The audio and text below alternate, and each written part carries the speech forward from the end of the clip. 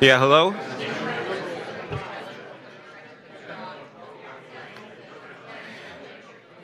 Good morning, everybody. Would you mind taking your seats, please, so we can start on time? Hello, good morning, everybody.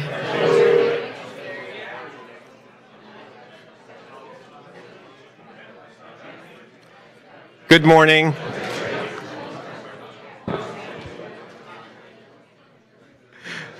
If you all wouldn't mind taking your seats, we can get the meeting started.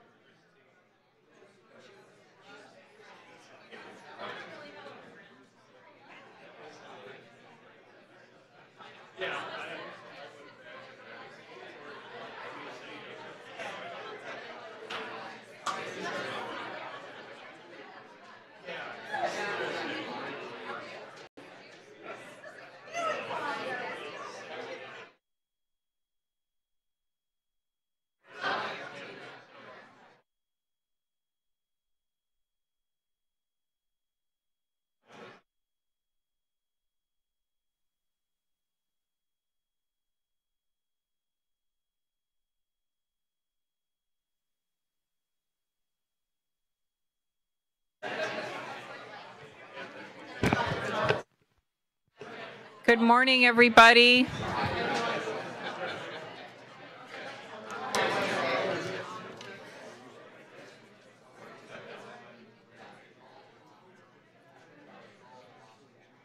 Good morning.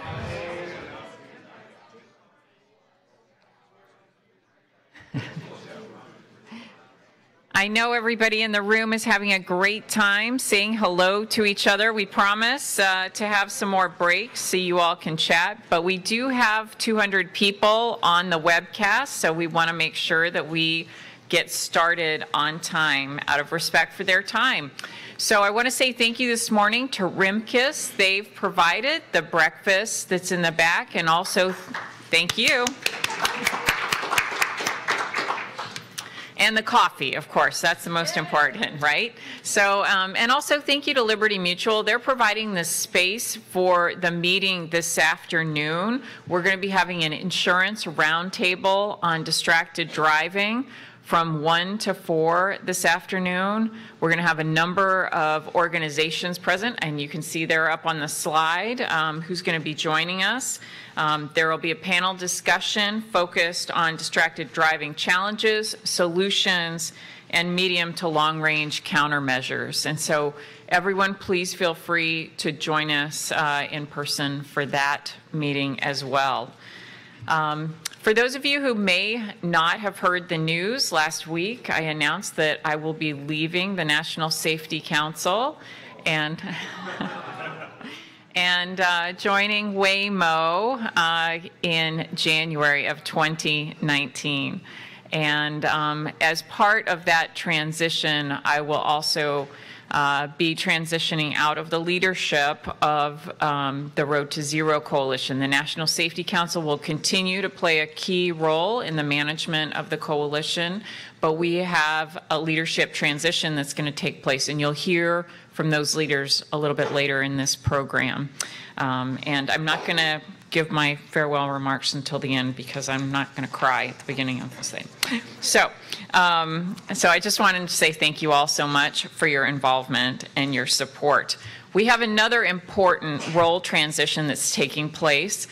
Over the last 2 years since the coalition was formed, we really were supported by Susan Crotty of the National Safety Council. She was fantastic, and probably the way that most of you all were introduced and onboarded to the Road to Zero Coalition.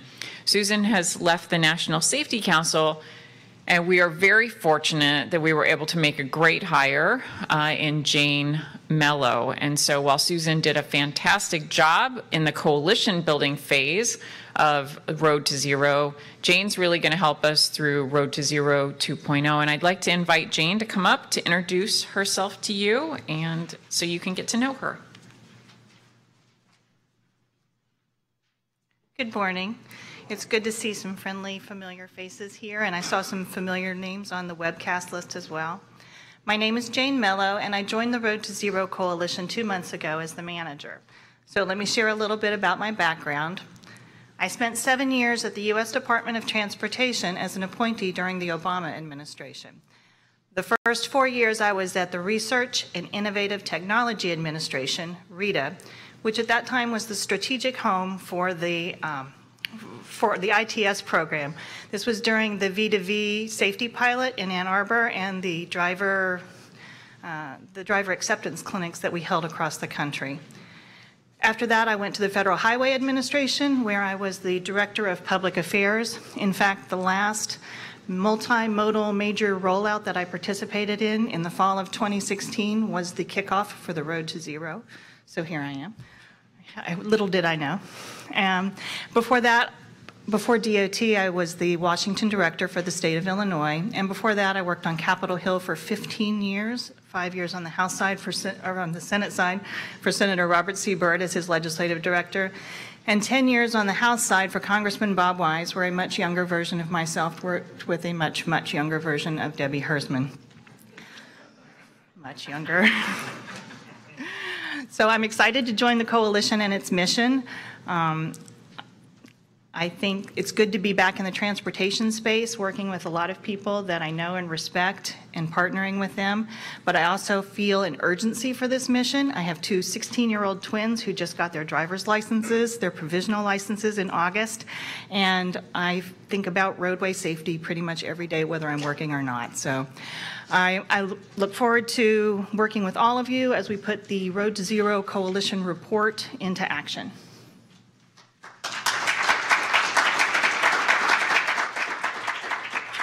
Thank you so much, Jane. We're really glad to have you, and we weren't that much younger, right? Yes. So we are excited about the next steps of Road to Zero. We're going to talk a little bit about that, and it's really I want you all to think about kind of in a big picture way. We're going to be moving from coalition building to implementation. You all know we published our report document in spring of this year, and it outlines 3 real pillars that we want to focus on: doubling down on what works, accelerating technology, and prioritizing safety. And we have 3 leaders who have stepped up to lead in those 3 spaces. And we're going to talk a little bit more about that later.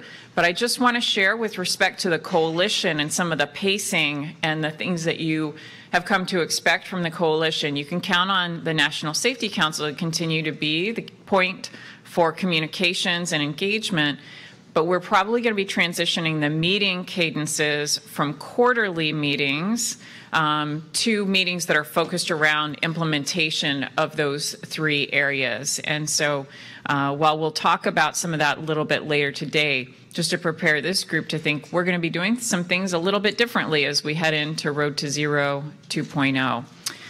So in addition to Jane, we've also had some other transitions. And because of the threat of the hurricane coming in October, is it October? September? September, we canceled the last quarterly Road to Zero meeting out of abundance of caution for the safety of the attendees and those who were traveling. One of the things we didn't get to do at that time is to really recognize someone who was part of the founding of this organization.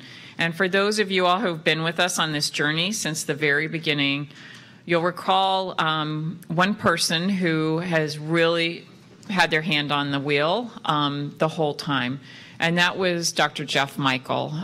Dr. Michael retired from NHTSA, and we had actually planned to honor him and recognize him at our last quarterly meeting because he was retiring from NHTSA.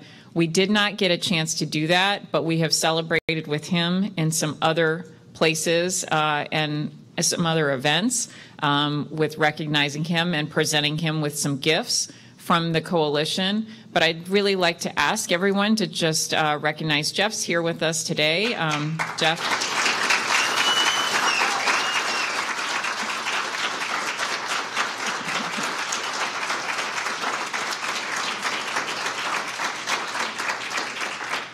Do you want to say a few words, Jeff? Come up, because there's the webcast. They can't see you.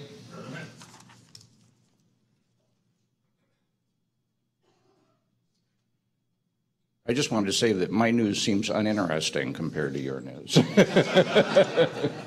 It's been, of course, a great pleasure to work with my good friends at the DOT for 30 years, and specifically to work with the steering group for the Road to Zero for the past 2 years has been really wonderful.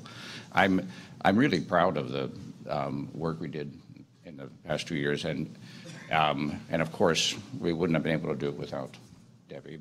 But I think we've got an even better 2 years in front of us, and so I retired from DOT, but I'm just starting to work with the Johns Hopkins University Center for Injury Research and Policy, and so I'm pulling them into Road to Zero engagement. So I hope to be working with you over the next couple of years, and I look forward to that. Thank you.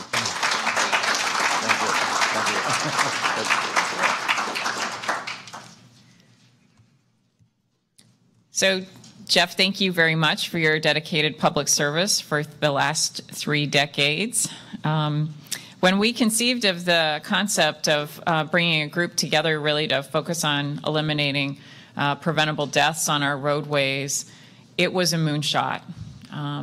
And over 2 years ago, Jeff and Beth were really the 2 career leaders at DOT who said, let's try to figure out how to make this happen. And at the time, we hoped maybe we would get 100 organizations to join. Now we have over 800 organizations that have joined the Road to Zero Coalition. And it's been said that failure is an orphan and success has many fathers and mothers. Didn't say mothers, but I put that in there. But when we think about our success, it's clearly the result of all of the people who stepped up, but there are a few people in particular, and I think Jeff certainly was the father of this coalition, and if there was a mother, it was Beth Alejandri. And Beth is one of those awesome public servants. Again, when we look at 3 decades of public service, these are the folks who have led us through a lot of different changes, and they've brought us to the point that we are here today.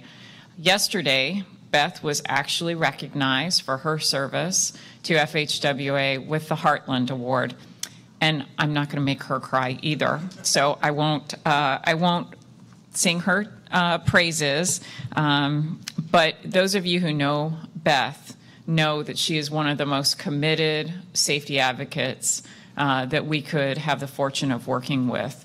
And not only that, she helps keep everyone on task and keeps everyone focused. And so I'd like to invite Beth to come up today as the heart of this coalition and one of the moms. So come on up, Beth.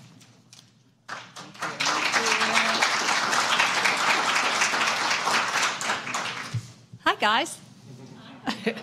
Yeah, no crying in baseball. That's the phrase we use at our office a lot. There is no crying in baseball, and there is no crying at the National Safety Council or at 20 F Street. What a great facility, right? Did anybody else not know this was here? I mean, I live here, and here it was. It was fantastic.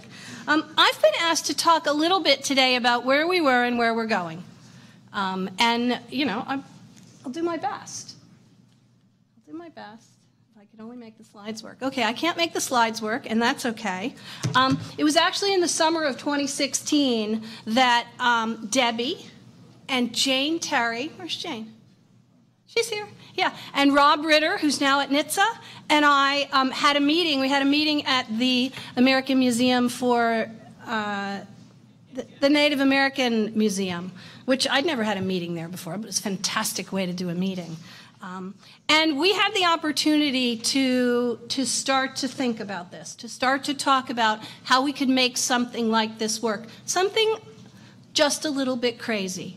Something that's almost impossible to get your hands around and believe. And lo and behold, here we are, and it's real, and we're all part of it, and that's very, very exciting. I wanted to tell you a little bit about what FHWA, what have I done wrong? Not this clicker. Thank you. Both the Janes are keeping me in line. Thank you very much. Yes, it takes 2 Janes to keep one Beth in line. I wanted to talk a little bit about just some of the changes that I've seen in my agency in that 2-year period, and then I want to talk about what we're going to be going forward, hopefully. Whoops, now I need the backwards one. There you go. So this is FHWA's strategic framework. Oh, yawner. One of the things that I think is really relevant in this, and I expect no one to be able to read it, the top is our mission.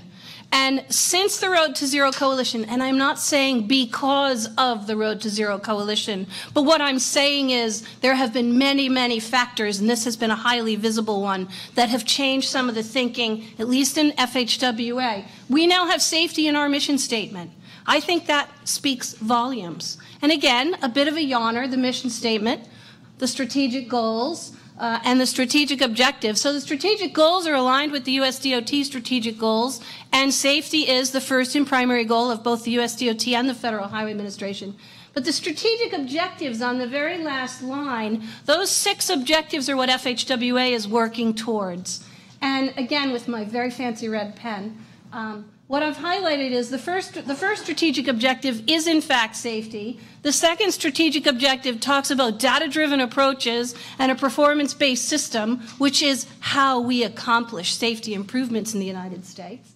And the fourth one, although it is not about safety, has safety as part of its mission. These are big changes. These are opportunities for the leadership of our agency to send a message out that safety really is, although not in our name, right? National Highway Traffic Safety Administration, Federal Motor Carrier Safety Administration. We're the Federal Highway Administration. We have big goals and objectives, and safety is embedded in those, and I think that's an important message. We've also had opportunities to engage the entire FHWA, and there are about 3,000 of us across the country. So at our fall business meeting last year, we had a session on safety. That's where we bring in the leaders from across the United States of the FHWA, and what they did is they gave us a list of all the things we could be doing to move the safety needle and to improve the safety culture in our agency. And it was a really exciting and really fantastic listening session. And then just yesterday, we had the first of the all-employee video conferences that our executive directors generally have. Well, they do nowadays because we're all very high-tech. We have a new executive director, Tom Everett, and Tom Everett decided to make the theme of the first all-employee meeting that he was hosting safety. So at the leadership level, at the staff level, the FHWA is really moving forward. The other thing that's been very, very exciting is we have disciplines within the federal highways because, again, we're a big agency. We have a lot of missions, and we have a lot of mission support. So the human resources group gets together once every 3 or 4 years. So these are not frequent events. The IT guys, the acquisitions guys, the project delivery guys, they have what we call discipline seminars where we bring everybody in and talk about the things that are important to that discipline. And safety is on the agenda for the acquisitions. We've already done the acquisitions discipline, the IT discipline. We've spoken to our HR office, and we're on the agenda for the project delivery at discipline seminars coming up in February. Again, we are taking safety both from the top and then putting the virus in. That's how we're talking about it these days. We're putting the virus of safety into everybody in the agency. And I think these are really exciting activities. We are not alone. And again, these changes at federal highways are not just driven by the Road to Zero Coalition. The Towards Zero Death Group, which is well represented in this room, is really moved forward way ahead of us. And they have taken on very much how to implement a data-driven and a doubling down on what works approach. There's going to be an implementation workshop by the TZD guys in January next year. Yeah, next year. Wow. And we're all looking forward to that because it's when we start implementing these solutions that the Towards Zero Death folks have really put together for us in a very approachable manner that we're going to make a difference. We had the privilege last week of having both a speaker from Australia and a speaker from Sweden in our office. Mats Åkerbellen, who has spoken to this group, spoke to us from Sweden. And one of the things he said that I thought was very compelling was to create safe mobility, we have to have a managed process. And that to date, a lot of the learning internationally has been a little bit of trial and error. And Mats's contention, and I think it's one that we need to think about moving forward, is we have to have less trial and error and a more systematic way to learn from one another so that we can make changes. In the U.S., I think that means learning from other states, states learning from other states, cities learning from other cities. And I think that at the international level, it's obvious that we need to take the best of what we find from our international partners. We also had the opportunity just last week, it was International Week last week, to hear from somebody from Australia. Australia implemented a safe systems approach about 15 years ago. And guess what their zero goal is? 2050. Sound familiar? So we are standing on the shoulders of all these people who have come before us and said, we can do this, we can make this happen. There were two other really important things that I heard from the Australian speaker, which is Blair Turner from ARB. One was they've done some analyses that have said the best reductions that they think they can get through infrastructure, putting every single positive infrastructure safety improvement in, is about a 60% reduction. And that has led them to think much more strongly about working what we would say across the E's, what they say is across the pillars, particularly with EMS. There's a lot of rural roads in Australia, just as there are in the United States, and that's a really important part of the solution set that I'm hoping that we're going to work more towards. The other thing that Blair said was they're working on achievable goals. They're working on no fatalities in a school zone or no fatalities in a work zone. And I think that that's a lesson that we can learn and perhaps take to heart. And I think that's what the Vision Zero Network is doing for us. The Vision Zero Network is saying, okay, maybe we're not ready. Maybe we're not at a point in our sophistication where we can have zero fatalities nationwide, but maybe we're at a point where we can have zero fatalities in this city. And that is another entity that has really shown us where we can go and what we can do. This is a map. This is not a map. That's my grandchildren. My map is gone. There's the map. This is a group called DECRA, which is it's a European group. They basically are involved in motor vehicle inspections, but they've done a lot of road safety work. You can go to their website. I'm not clever enough to have downloaded the U.S. map, but they have a map where they identify by colored pins cities that have gone 6 years, 5 years, 4 years, 3 years, 2 years, 1 year with 0 fatalities.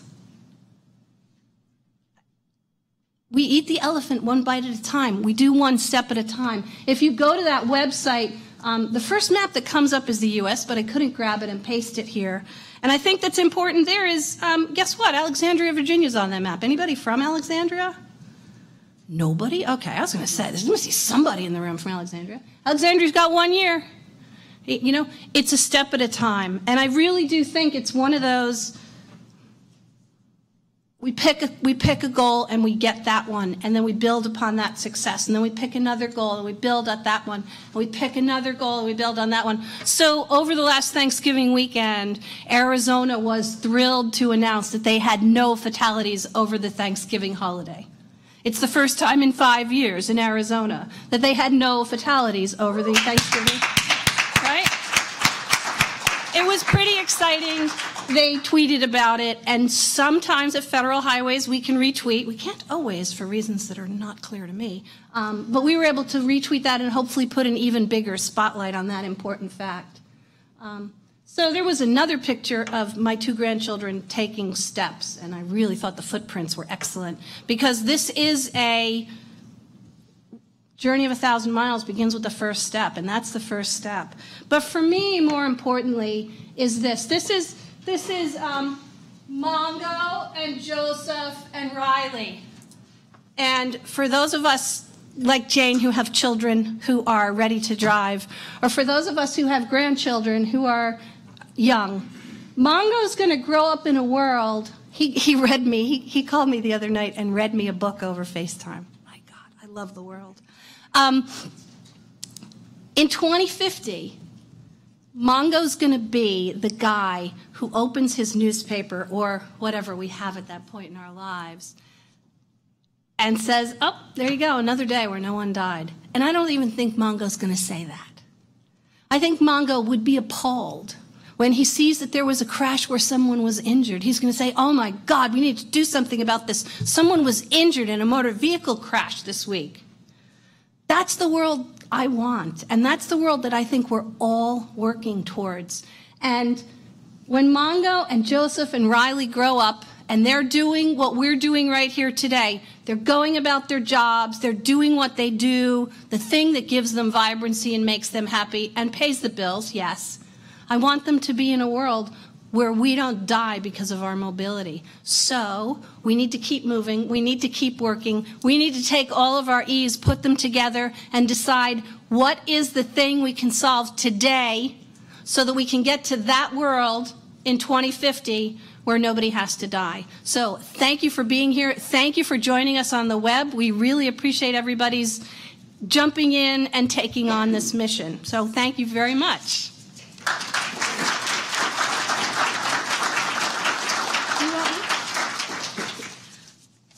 Because we're working in real time here, I am now thrilled to introduce our panel.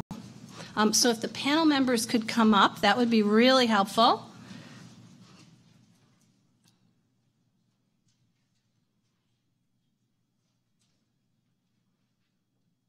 So this is our enforcement panel, and I am really excited to introduce the moderator of our panel, Chief Terrence M. Cunningham, retired. I like when there's a little parenthetical retired. We're going to do that for you, Jeff.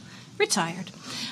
Currently serves as the Deputy Executive Director of the IACP, International Association of Chiefs of Police.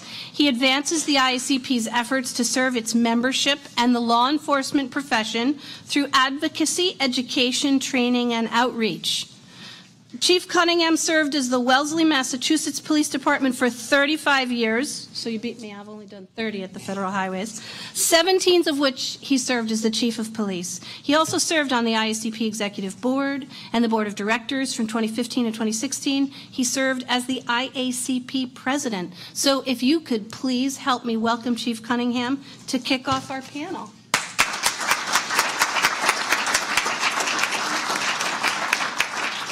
Thank you very much, man. Appreciate it. Good morning, everyone. It's a pleasure for me to be here this morning. So before I actually begin, I have some prepared remarks that I wanted to talk about. But before I start that, as I was thinking about this morning's presentation, it struck me that I think probably everybody in this room has been affected by a fatal crash in one way or another. So I want to talk about a couple of things that happened to me personally in my life. And I also want to talk about the intersection between the road to zero and below 100. So for the folks in the room, how many folks have heard about below 100? Okay, so the Below 100 campaign is actually where law enforcement is trying to get law enforcement deaths below 100 for 1 year. And I don't think we can achieve the road to zero if we don't get police fatalities below 100. Because as we looked at, Colonel Milstead said over Thanksgiving weekend that they had zero fatal crashes in Arizona. There were actually 3 fatal crashes across the United States that involved police officers during that same week. So if we can't get police crashes down, we certainly can't obtain this goal. And as we talk about, as I rose through the ranks in law enforcement, one of the things that you have to study for your promotional exams, they always taught you the 3 E's, right? Education, enforcement, and engineering. Going to reduce the number of crashes, reduces the severity of the crashes. But the one thing that they didn't talk about were partnerships. And that's what really struck me as I was preparing my comments this morning to talk to you folks. The partnership is the piece that was missing, and that's what we have in this room. The coalition that you've built here to try and drive those fatal crashes down is astounding. And it really isn't just the job of the engineers, and it's clearly not just the job of the police to do this, but we need to do it in partnership with everybody else. So a couple of personal stories for me were how fatal crashes have affected my life.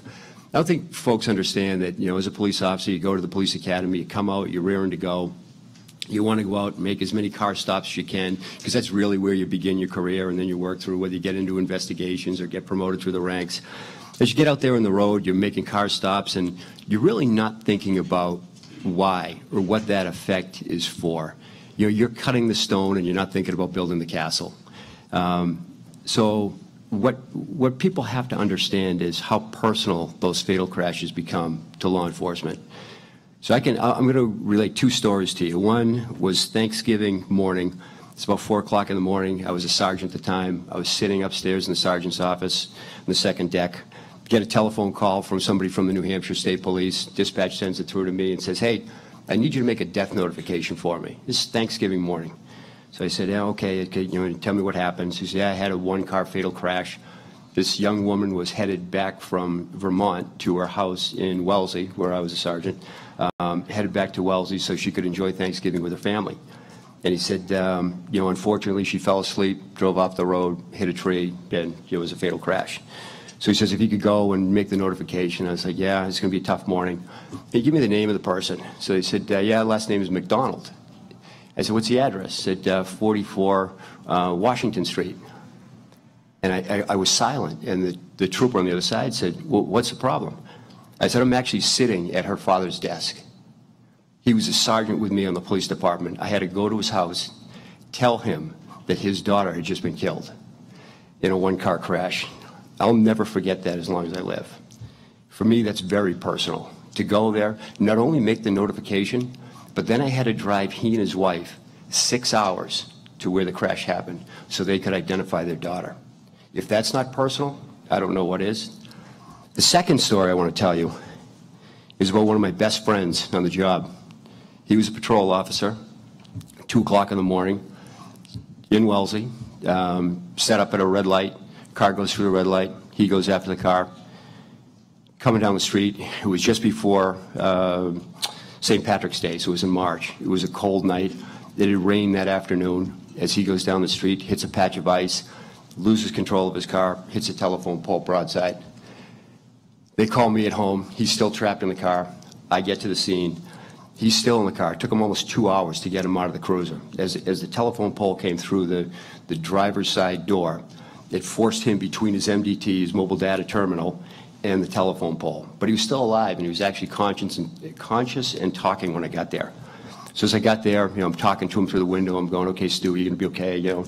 So as they pull the car apart, as soon as they pull the car apart, you could see he lost the blood just drained out of him. And he's apologizing because, he was involved in an accident. I was a lieutenant at the time. He was a patrolman. He's like, "Hey, I'm sorry about the car. I'm sorry about the crash." And I was like, "Hey, Stu, it's okay."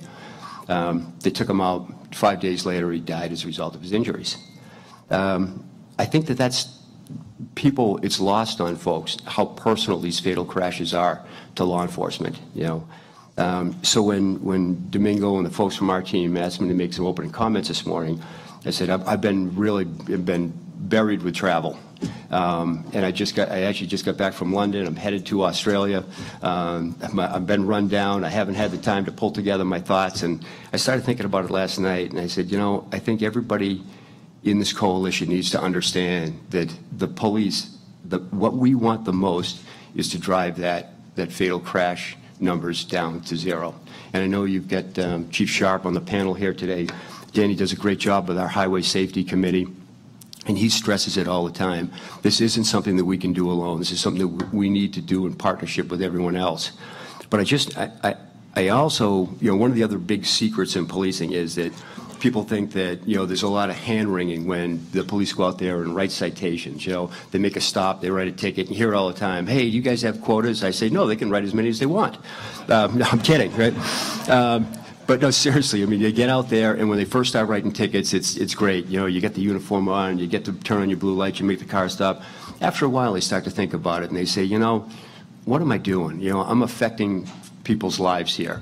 And they see it as the penalty function. They see it as writing that $250, $500 ticket, and folks might not be able to pay the ticket. It could be just before Christmas. They're thinking about their own family. They're thinking about their wives, their brothers, their sisters. And when they put that into the picture, they start to back off of enforcement. And it really takes the policing executives to tell them, look, it's not just about the citation. What we're trying to do here is get voluntary compliance. That's all it is. We're trying to keep people safe and get voluntary compliance. So as I went through the ranks, another incident that really affected my life was it was a Sunday morning and I was a patrolman.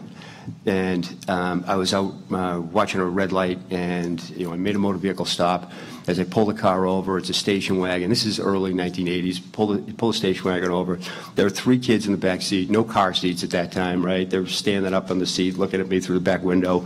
I pull the father over who was driving because he had an expired inspection sticker. As I walk up and, I'm talking to him and I say, "Well, how come you didn't get your new inspection sticker?" He said, "Well, to be honest with you, my tires wouldn't pass." So I said, okay. So I'm thinking to myself, okay, I've got the inspection sticker, red light violation, tires. I go back and I start writing this big ticket. The sergeant who was working that day pulls up behind me. As he gets behind me, he walks up to the car and he says, "Hey, what do you got?" And I said, I just stopped this guy. He's got an inspection sticker. He's got bald tires, went through the red light. And I continue to write. And the sergeant says, that's interesting. He says, do you think he wanted to have those bald tires? Do you think he didn't want to keep his family safe? Do you think he didn't want to get that inspection sticker? He says, look, you want to give him a written warning for the red light? Go right ahead. He says, but the rest of these, all you're going to do is put him further behind, and he's not going to be able to buy those tickers or get that inspection, buy those tires or get that inspection sticker. And it struck me. And what I tried to do through my career is to explain that to other officers. It's not about the citation. It's about keeping people safe. It's about making sure that we try to get voluntary compliance. It's hard. It's hard to get cops to get out there and to understand that and to see the broader picture. But that's why, as I thought about it last night, this intersection between the below 100 and the road to zero, I think this is a marriage made in heaven here for law enforcement to understand that they need to get their own fatality and their crash rates down and to help keep folks safe. So Now, as we look around, traffic safety remains the leading cause of death around the world. In 2017, we had over 37,000 folks that were killed in traffic crashes, which I know everybody in the room understands. So the size of the community that I policed in Wellesley was about 37,000 people. So that's like eliminating the entire town of Wellesley as a result of the crashes. The only thing that really eclipses traffic crashes now is the opioid crisis. Now, what I found really interesting is we call the opioid crisis a crisis, but we don't call traffic crashes a crisis. It's not a crisis. It should be a crisis, and it should raise to that level. Research from NHTSA shows that over 90% of the crashes are caused by human error. They're largely preventable, whether caused by distraction, speeding, or driving after drinking. These are all examples of drivers' behaviors that can be stopped and crashes could have been prevented. The impact of traffic crashes doesn't stop at an hour-long traffic delay or damaged vehicles. NHTSA estimates that $242 billion in economic costs are lost every year due to traffic crashes. This carries significant impact across the aspects of the culture: expensive medical bills, emergency medical services, lost wages, legal fees, economic status, and emotional trauma.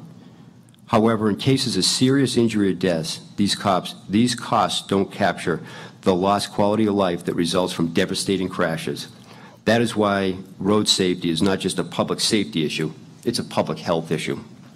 Law enforcement agencies are doubling their efforts to connect with the communities and re-emphasize the importance of traffic safety. With more than 850,000 officers making millions of public safety contacts a week, and numerous studies showing that for many individuals, their first interaction with an officer is during a traffic stop. It's important to remember that traffic enforcement is also part of community policing and community engagement. Some commonly held misconceptions are that law enforcement agencies conduct traffic enforcement to generate revenue, or that all stops result in a traffic ticket. These misunderstandings undermine public trust and damage community police relations. The reality is that traffic stops provide the opportunity for officers to create positive, educational interactions with the community members they serve. Officers can use traffic stops to inform drivers about why they were stopped and to provide them with educational materials about the dangerous consequences of their driving behavior. While many traffic stops end with the issuing of a citation, the citation is a tool that law enforcement uses to drive home the importance of safe driving, and it requires the driver to take responsibility for their improper driving actions. Effective traffic safety programs use data, evidence-based data, to appropriately allocate resources to areas where high levels of crashes or other traffic-related issues. Data also assists agencies in communicating why they are conducting their traffic safety efforts to the public. Data is part of an effective enforcement action and communication campaign, as you will hear today from our panel. Now, just back to the community policing aspect of traffic stops by police officers. So when I was president of IACP back during 2015, 2016, we embarked on an 8-city tour, IACP did, to travel around the country to hear from police chiefs and to hear police executives and to hear what the major issues are that they're facing. And this was shortly after the Michael Brown incident, Eric Gardner, Alton Sterling, all the high-profile use of force cases. I'll never forget, I landed in Detroit, which is one of the cities we were doing. As I landed there, a patrol officer picked me up one night, gave me a tour of the city before he took me to the hotel. As we were driving to the hotel, I started talking to him about the Ferguson effect and depolicing. And I said to him, do you think that's real? We've all heard about it. You hear about it in the news. At the time, you heard Director Comey from the FBI talking about it. I said, do you think it's real? I'll never forget his response to me. He says, Chief, I never got in trouble for the traffic stop I didn't make. Think about that. I never got in trouble for the traffic stop I didn't make. Now, when you think about the thousands, millions of interactions by the police, you think about, the officer makes that stop. That's a self-initiated stop. They make the stop, they walk up to the car, and then all of a sudden they're berated. The person says, the only reason you stopped me is because I'm African American. The only reason you stopped me is because I was a female. The only reason you stopped me is because you finished the sentence. It doesn't take long for the officers to feel beaten down. And again, I go back to the fact that it's a police executive's responsibility to keep them motivated and to make them understand that what they're doing is the right thing and to continue to do their job. Traffic enforcement also plays a vital role in detecting criminal activity. Every day, law enforcement officers use their investigative training during traffic stops to detect crimes such as human trafficking, drug trafficking, and other crimes that require a vehicle for transportation. Of course, the most well-known example of this is when a police officer stopped Timothy McVeigh for a license plate after he committed the Oklahoma City bombing in 1995. Traffic enforcement and education activities aren't effective when partners aren't at the table. Through partnerships such as those formed through this coalition, law enforcement can work with industry partners and associations to share what they need to strengthen public trust. Partnerships increase outreach and enable law enforcement agencies to work in their communities to educate drivers about impaired driving, distracted driving, seatbelt use, and speeding. Partnerships allow law enforcement to communicate to drivers the why and how of keeping themselves safe on the roadways. Partnerships also provide law enforcement to be able to address non-enforcement related activities such as roadway improvements or safe, quick clearance of vehicle crashes. By working collaboratively with partner organizations, law enforcement can help improve roadway conditions that benefit the community. Effective traffic safety campaigns combine education, enforcement, and partnerships. We at the International Association of Chiefs of Police are committed to continuing to raise the profile of this public health issue globally through demonstrated leadership in the law enforcement profession in our traffic safety initiatives with NHTSA, through which we are empowering agencies by providing promising data-driven approaches to traffic enforcement and education. The IACP also manages the Drug Evaluation and Classification Program to give law enforcement the training and skills they need to identify drug-impaired drivers.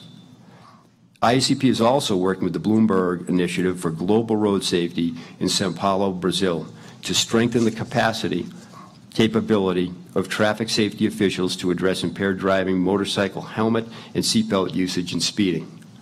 We cannot accomplish the road to zero deaths by 2050 without partnerships like the Road to Zero Coalition. Together, we can show the public that each life lost on the roads is unacceptable. Together, we can achieve zero deaths on our roadways. Thank you very much for this morning. I appreciate it.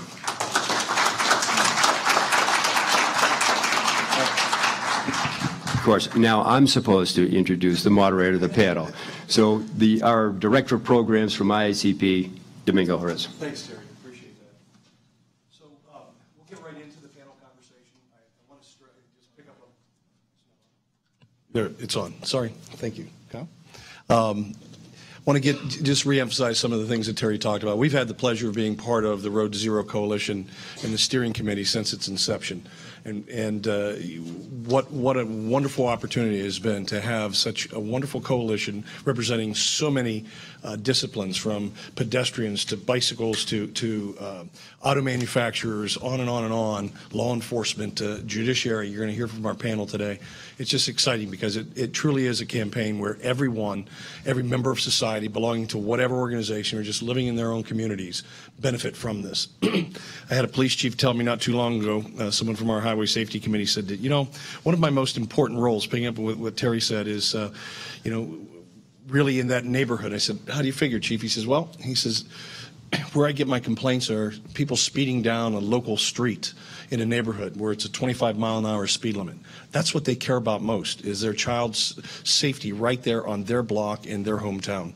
He said, so think about how incredible traffic safety is to my department and my agency to really meet the needs and build that community trust in our community. And I think that's so very true. So we do look at this, as Terry mentioned, from IACP as a public health issue, not just the necessary steps for enforcement of why it becomes important. You're going to hear from our panelists talking specifically of how they've dealt with it in that aspect. Again, the collaboration is so important. Our commitment, we work very closely with NHTSA. We have several programs, both you're going to hear about our drug evaluation classification program and some of our traffic safety initiatives. One of the things that we're most proud of our work for decades at IACP has been our Highway Safety Committee. And with that, I want to start with our chair of our panel. I'm going to introduce the panelists, and then they're going to offer their remarks and presentation. Chief Sharp has been with the Chief of Police in Oro Valley, Arizona since 2000. He is also chair of the IACP Highway Safety Committee. He will be discussing the High Visibility Enforcement Program, nicknamed HIVE, that his agency implemented from 2013 to 2015. Next, we'll have Kyle Clark as a project manager at IACP working on the Drug Evaluation and Classification Program. Before he began working for IACP in 2017, he was the Drug Recognition Expert Coordinator for the state of Florida for 10 years. Those positions exist in every state, just so you are aware. Prior to that, he retired from the City of Naples Police Department in 2007 after 20 years. He will be highlighting the DEC program, how it works to prevent impaired driving crashes and reach the goal of 0 deaths. And our final panelist is the Honorable Earl G. Penrod. He's a senior judge from the Indiana Office of Court Services. He retired from the Gibson Superior Court in 2016 after 34 years of service. He's been awarded the Lifesavers Public Service Safety Award by NHTSA, as well as the Traffic Safety Award from the Foundation for Advancing Alcohol Responsibility. Judge Penrod will be sharing how he works in the judicial system to achieve the same goal as officers conducting traffic enforcement, which is to enhance traffic safety and lives on the road. So when you think through that process, and what makes this powerful is the full circle of the law enforcement community, the law enforcement officers, the leadership from the chiefs, the prosecutors, and also the judiciary, which play a very important role. If they don't help enforce that message, we miss it. So with that in mind, I'll pass it over to you, Chief Sharp, for your comments. And the clicker is up there.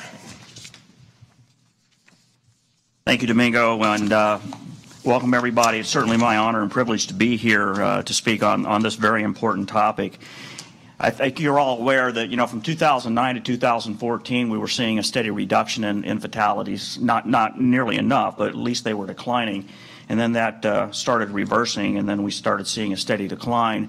2016, we had 37,461 deaths in the United States, and we were sounding the alarm and that we needed to do something about it. When the 2017 stats came out, we were 37,133, and it's like, well, gee, it went down, and 102 people a day dying on our roadways is not okay, and 30 of those are with drunk drivers, and it's like we need to continue doing something about it. So I've been on a campaign going around trying to re-engage police officers and talk about what do we have to do in order to make a difference and to drive down the deaths. I was with Frank Milstead Tuesday morning. We were doing a press conference on our holiday kickoff, and he told me, he says, we had no deaths on our highways between the state highways between Wednesday night and yesterday morning. And I said, that's something you need to celebrate, Frank. That's a big deal. In Arizona, we had 998 deaths last year, and this year through October we're at 901. So that was remarkable. So it's we're trying to celebrate and do those things about when we get there. But that was just a few days, and the challenge that we gave to our troopers in the state and to our citizens is, let's see if we can keep that going through the end of December, and then once we do that, let's do it through the end of January, and we can get to that 0 deaths. The troopers get it. They understand that. One of the things, but this negative perception of law enforcement conducting routine stops, and Chief Cunningham talked about that, is the reasons where you fill in the blank about why the stop was made. We've seen that negativity increase over the several years. We talk about the Ferguson effect. The thing from the Detroit officer, I think, is very telling. And so we're talking about, and we need to have the why there. We need to have our officers understand that traffic enforcement can create positive interactions with our folks. When law enforcement, when people call 911, they're not saying, hey, I'm having a great day and I want to come chat with you. So that's not going to be the time where you're going to have positive interactions with folks. And if it's done right, you can have positive interactions with your community and things that are going on. So you can have positive things, and you can do the countermeasures to address traffic fatalities and crashes and injuries. So we want to talk about dealing with these issues, and the comment about that Domingo said about the neighborhoods and that sort of thing. We focus, when we talk about community policing, we talk about quality of life for our communities. And traffic safety is a quality of life issue for all of our residents, for all of the people that utilize our roadways. And we all utilize the roadways. Whether you're a pedestrian and you have to cross the road, you're driving, you're taking an Uber, a Lyft, a taxi. Everybody uses the roadways, and so we have to make sure that they're safe. And if you can educate the public and have them understand why it is that we do what we do, you can go a long way. And so one of the things that we came up with was a thing to do high visibility enforcement. High visibility enforcement, what we call HIVE in Oro Valley, was a program that we came up with. We identified an area and we thought, okay, how do we re-engage? How do we deal with the issues? And what can we do where we can actually have these coalitions, these partnerships with a group of people that's so important to use, and use data to go out and make a difference, and use that as a model that maybe other departments can utilize to do that. So what we did is we came up with a high visibility our enforcement area. And the idea of HIVE and the idea of this is that you have to be able to do not only the why but the how. So we wanted to make sure that we understood what the why was and the how, and how can we do something and use data and actually show that we can do that. So what we did is we came up with this template, if you will, and said first thing you got to do is we start with the end in mind. What is it that we're trying to accomplish? Well, we want crash reduction. That's what it's all about. So the purpose of this is how are we going to deal with crash reduction? And we identified two specific intersections that were a leading cause of crashes in Oro Valley. And I'll get into that in a little bit. But the next thing was to build positive relationships. First, we had to start with training our cops, the why. What is it we're trying to accomplish? Why are we doing this? And be able to make sure that that's there, and have them understand that you can go out, you can make traffic stops, and we can walk away with a positive interaction with our public. Next was to do public awareness, and we had to be transparent. That's where the partnership comes in. That's why it's so important that we reached out to our media, our traffic reporters.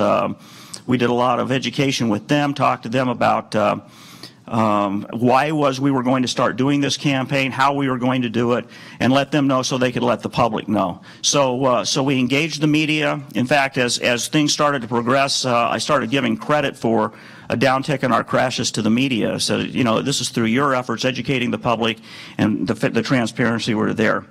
Then we took action. You got to go out and you have to enforce and educate. And so one of the things we talked to our cops about is, you know, we want you to go out, we want you to enforce the law, we want high visibility. We deploy the officers to the intersections and make sure that they were seen. We told people about it and all. And then the final thing was reporting, and we had to inform the public of the outcome. And the decision was made that regardless of what the outcome was, we were going to tell the public. If it worked, we were going to celebrate the success. If it didn't work, we were going to go back to the drawing board and figure out what we could do. So this was how we approached it. Again, we began with the end in mind, and then that's what we did. So we started with the statistical information, and what we had was our top crashes and intersections. Just by way of description, Oracle Road, we have the crash numbers there for the stats, but Oracle Road is a major state highway. There's two ways to get north and south in the southern part of Arizona, either Interstate 10 or Oracle Road, which is State Highway 77. State Highway 77 runs right through the middle of Oro Valley. It's 4-lane divided. Actually, it's 6 lanes now, a speed limit of 50, and goes up to 55 further north in there, so we have higher speeds. It carries about 60,000 cars a day down that road, and so we decided we needed to do something at the two intersections where we had strip mall and then major commercial, and a lot of crashes and injuries there. So we wanted to make sure that we looked at those over a period of time, so we had some longitudinal information and all, something that we could replicate and do. So the key focus was to raise awareness. We wanted to bring attention to the problem. We wanted high visibility. We wanted to make sure that the press understood and the public understood this is not a ticket writing campaign. So, and we wanted our cops to understand that. So we told them, you know, we want you to go out there and let people know we're not here to write a lot of tickets. We're out here to educate people and all. We told the cops, you know, we expect you to write, and we just kind of guessed at it and everything. Probably about 30% of your stops should result in citations, but we didn't put a number to it, a hard number. We just kind of thought that was going to be a reasonable number, given the crashes and what was going on there. So we wanted to be very transparent about what we did. The whole idea is that we wanted to change driving culture. We wanted people to change the way they drove. We wanted them to think about what they were doing. A lot of these crashes were the inattention, distraction, the types of things like rear-end collisions, sloppy turns, those types of things. So we wanted to basically make an impression on the public to change that culture in the driving.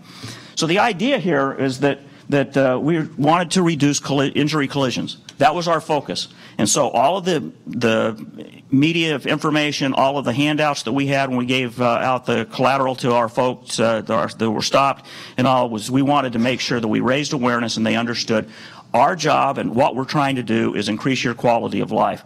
You start talking to people about when you get in the car and you want to drive to one of these areas to shop and all, don't you expect to get there without somebody running into you? Don't you want to get home safely without somebody running into you? We talk about it as a safety campaign, a quality of life campaign, and we let our officers know that that's what we're doing. And it starts to resonate with the public. It starts to resonate with the media, and it resonates with our cops. So what we did is we focused on that, and that was the thing. Our job is to be out here to make sure that we don't have any injury collisions. And so that's what we focused on, and we got that information to the public and through the media about why we were doing what we were doing. So we were going to do it during peak travel hours. We advertised in advance and partnered with the local media. We would only do this if we had a minimum of 5 motorcycles to deploy. The saturation and high visibility is important. So we made sure if for some reason we didn't have 5 motorcycles to deploy, we'd call it off. It had to be high visibility. We had to make sure that we were doing what it is and all that. So we had supervision there to deal with any complaints, anything that needed to be done so we could take care of stuff right there. And then after each deployment, we released the activity. The idea was to target, like I said, 30%. All traffic stops were going to be in that location, high visibility. And they had to stay in that area. We had one motor officer that for some reason he was always about a quarter to half a mile away, and that's the reason having a supervisor on scene was like, okay, make the stop right here. The idea is that we're showing this area and all that sort of thing. We made sure that one of the things that I pride myself is that the people that we hire, their interpersonal skills are outstanding. They work well with people. But we went through, we reminded them it's positive attitude. This is going to be essential to the success of this program, and that we're going to emphasize that this is about safety. This is about getting people to and from and the quality of life issues that we have. So we had to do the public information and the outreach.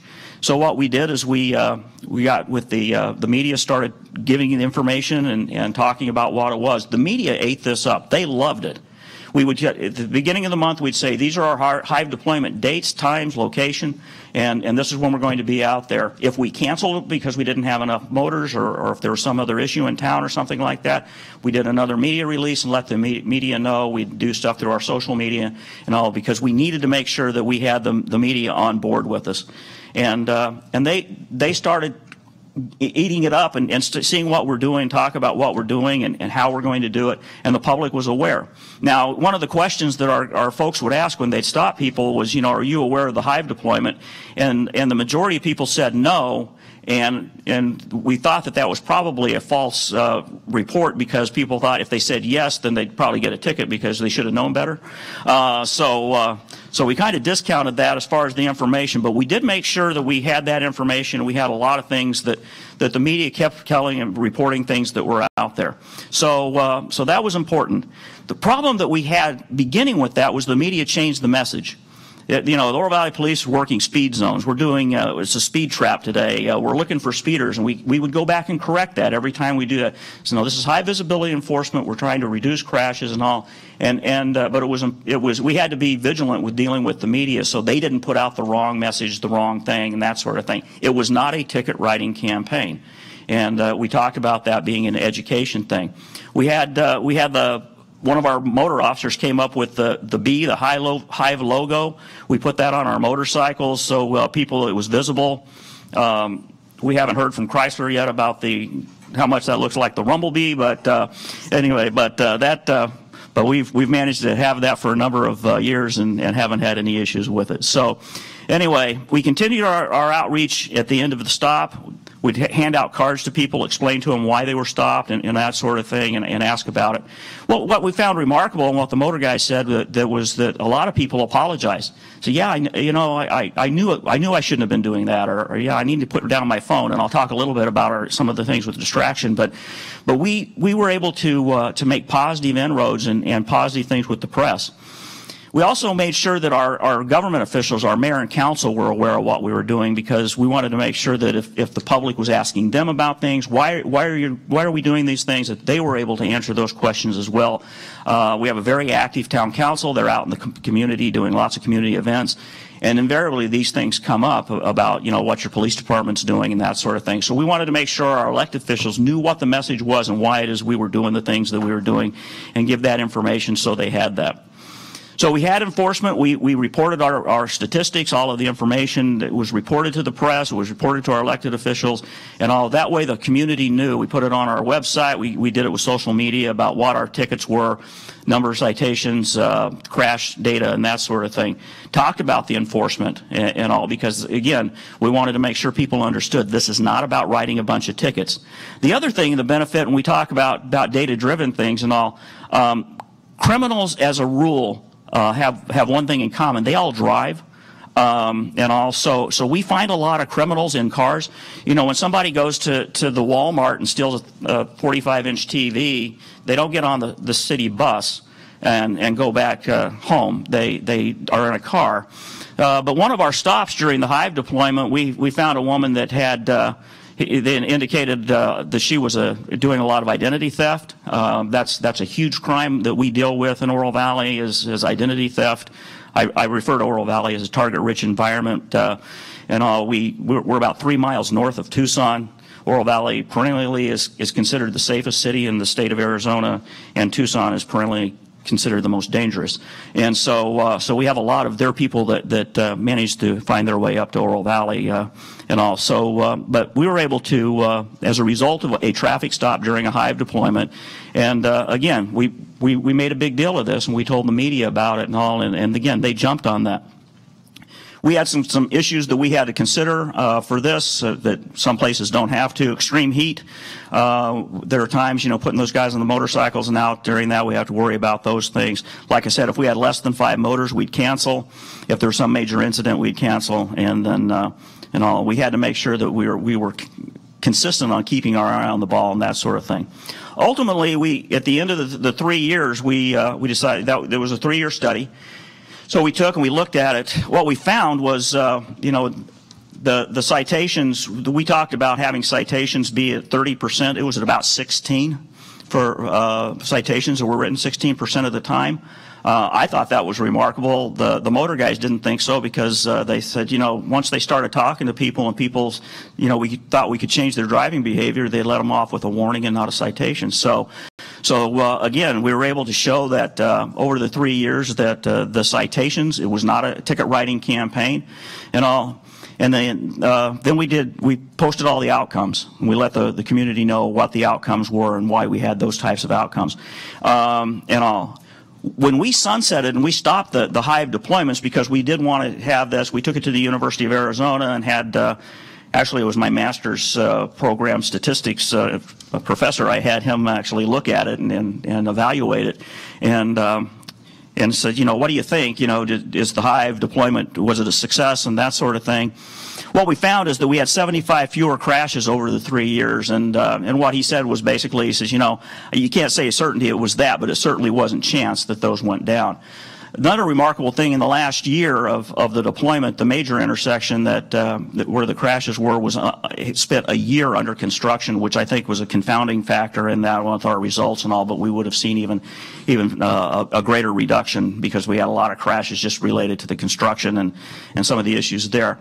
But the bottom line is that if you go out with the end in mind, you have a purpose and all, that you can make a significant impact and all, and you can have those positive outcomes and that sort of thing. So the media wanted to know, well, when are you going to do another one? What's going to be the next thing and all? And so we decided that we had some issues with distracted driving. I'm embarrassed to say that Arizona, who we've got great stats and all, that we haven't We don't have any kind of distracted driving statute in the state of Arizona. We don't even have a primary seatbelt law in the state of Arizona. But we're trying to rectify that. So what we did is we did a campaign in Oro Valley. We now have a city ordinance that now does not allow for distracted driving. It's a hands-free ordinance. We implemented that ordinance. We're following the same Hive model with our education, our enforcement, and all that. We implemented that in January of 2017. We started a campaign. We had our Hive campaign, and then we started this right afterward and everything. But again, as my statistics professors say, I can't really point to that, but in Oro Valley, we haven't had a fatal crash in over 2 years. And that's one of the reasons I'm so proud to be here and all. So thank you very much. Thanks, Danny. Much appreciated. Just a little side note to Chief Sharp's comments is in your own communities, and those online as well, in your own communities, getting with your police chief and having these conversations. If each of us did this wherever we lived and talk about this program or a similar type of enforcement initiative, high intensity and visibility enforcement, what a difference we can even make in our own neighborhoods. So give that some consideration. I will tell you that the chief's been generous and has, from the logo to the how they did it, the framework, his officers have all put it together and is willing to share it with any agency or any community member in order to push that message forward. So just give you a little plug there. So, Kyle? All right, thank you. Oops, back up one. Yeah, so what I'm talking about now is just stopping drug driving on the road to zero. And since impaired driving is such a big portion of fatalities in our country today, we thought I wanted to address this because the drug aspect of it, drug impaired driving, is becoming a very significant factor on the road to zero. We've had a number of partners that have been working and looking into the research for drug-impaired driving other than alcohol, and it's been illustrated by several organizations, including the National Highway Traffic Safety Administration, particularly under the leadership of Acting Administrator Heidi King, has placed a big focus on drug-impaired driving. AAA has done a number of studies. I'll be talking about some of those as well. Governor's Highway Safety Association and Responsibility.org have also done some studies that they've released that we rely upon some of this data as well. And they've got a couple of them that I'll be talking about here for just briefly. One re-released in 2017 and one dealing specifically with a couple of different types of drug categories in 2018. And these are all information that's developed from the fatality analysis reporting system, and it's looking at those that are involved in the actual crashes. Our problem is we're not doing enough testing for drugs in the fatal crashes. And because of that, our numbers we don't know exactly how big the problem really is. We have some states that do testing for about 2% of their cases, and some states that do 96%, and all the other states are in between there somewhere. So, but out of about 2017 or 2016, 57% of the drivers are actually tested for drugs, and out of those, 43% were drug positive. And the drugs that they were looking for are those drugs that are potentially impairing. Doesn't necessarily mean that these drivers weren't impaired, but they certainly had an impairing drug in their system at the time of the crash. And at the same time, in the situation here, 38% of these same drivers were alcohol positive. So that would be anything above a 0.000. And so we see that there could be a potential that the drug impaired driving is coming to the same level as alcohol impaired driving. So it's certainly a cause for concern. In particular, many of these cases, 50% of the drug cases had alcohol on board as well. So we see that alcohol, when mixed with any kind of drugs that can impair, they really exaggerate the effects. And that really causes a lot more problems. And that's where we see crashes and fatalities take place. In the 2018 report, they drilled down and identified two of the most common drugs that were responsible for, that were identified in these fatally injured drivers. And marijuana was 41% of the drivers, and the opioids, what we call narcotic analgesics, were present in about 20% of the drivers. So those were the two biggest ones in there. And these are from fatalities. These are from the crashes. What drug recognition experts see, that's what I'm part of, is the Drug Evaluation and Classification Program. We make arrests, we put information to the database as well, and what we're seeing is cannabis, marijuana, is still up there at the top, but the opioids is not in the top three. It's close. It's just on the outside of number three. But the most common drug cases that DREs are encountering out there in the streets is, of course, cannabis, followed by central nervous system stimulants. And CNS stimulants are things like methamphetamine and cocaine. Those are right there, number 2. Depressants, things like Xanax and Klonopin and things, those are in 3. But narcotic analgesics are very close. They're right behind it. And this is not a recent trend. As you can see, over the last few years, these are the totals from the DREs. They're seeing that cannabis has been trending at number 1, primarily because of the availability, especially with various degrees of legalization across the country. And stimulants have been number 2 here pretty regularly as well. Now, you can see at the very bottom is the poly category, because we see a lot of people that are not just using marijuana or just using alcohol. We see marijuana and Xanax. We see alcohol and cocaine. So we see a lot of different poly category where they're taking more of the drugs at the same time. So that sometimes creeps up a little bit better. But as I said earlier, with the drug situation, it's not all drugs. You know, it's alcohol as well. And as we look in here, we see that the incidence of driving under the influence of drugs is increasing. And if we look at the number of the drivers that were alcohol positive over the last decade that were killed in crashes, who also tested positive for drugs, it has gone up by about 16% over the last 10 years. So we're finding it more, or it's increasing, but either way, we're identifying that there's a problem here that needs to be addressed. Now, the typical driver of alcohol versus drugs is also a little different, especially when you look at when do they use the drugs. With alcohol, big difference between a weekday in the middle of the daytime and a weekend night. Big difference. But when you look at drugs, there's almost no difference at all. The same percentage of drivers, this comes from roadside surveys, same percentage of drivers are out there that have impairing drugs in their system in the daytime as they do in weekend nights. So that's also cause for concern. Some people are out going to get prescriptions or going to doctor's appointments, but either way, they're taking medications that are potentially impairing, and that is alarming. One of the important things that we look at the use of drug recognition experts in helping to reduce the amount of impaired driving is to use them at checkpoints, at sobriety checkpoints. DREs are an invaluable resource at sobriety checkpoints. At a checkpoint, you're going to see a higher frequency of encountering impaired drivers in general. But when you see a cluster of impaired drivers, you're going to find somebody who's impaired by drugs as well. Why not have that specialist already on scene, ready to take action and collect additional evidence that can be used to help build a good, robust case for prosecution? And so that's what a DRE does, is a super specialist that looks for additional evidence to help find this so that we can get people prosecuted.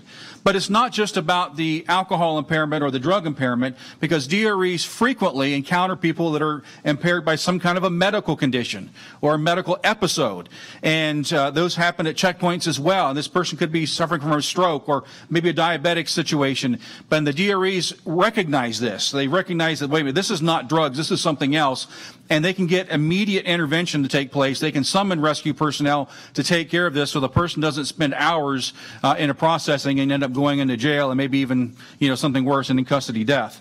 So a medical impairment is another good use that the DREs can screen for in many cases. They're not doctors, they're not EMTs necessarily, but they are trained to look for what's normal and what's not. And they know what to look for drugs, and when they see other things, they start to put it together, and we have saved a number of lives with the DRE program.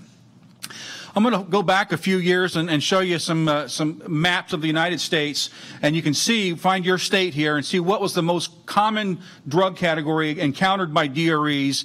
This is a 2014-2015. You notice you got a lot of green there. That's the cannabis, of course.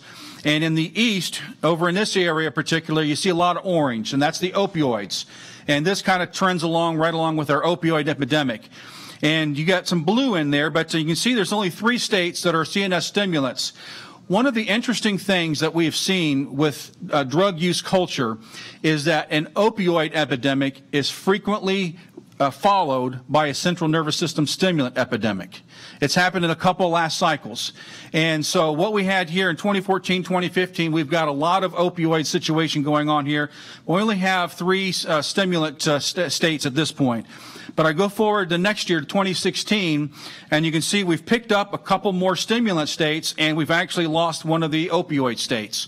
So there was a slight shift taking place maybe we're on the other side of the opioid issue. I don't know yet. It's too early to tell. But we're seeing a little bit of a change. Now, if we look up to 2017, you can see now we've got up to 8 CNS stimulant states, and the opioids are down to 7. So they've almost reduced by half, and at the same time, stimulants have almost tripled. So we might be starting to see this next wave of stimulants coming in here as well, as following previous history. In the DRE program, we're narrowing in about 9,000 DREs nationally. We have DREs now also in not all 50 states are participating, as well as the territories of Guam and the Commonwealth of Northern Mariana Islands. So we have it's very well spread. We're also international, and we have our international partners in Canada have a very strong program, but it needs to get stronger, and we're going to talk about that some more. But we have almost about closing in on 900 DREs now in Canada over the last few months, and we have some in the United Kingdom. We have about a handful over there. What's important is that we have over 3,600 law enforcement agencies participating in the DRE program. This is important because DREs are shared resources in many cases. A DRE from one agency can go help and assist with an officer making an arrest from a different agency, because this is something that we need to have the DREs accessible when these officers make these arrests. It's very important. Looking over the last 10 years of trends, these DREs are getting used.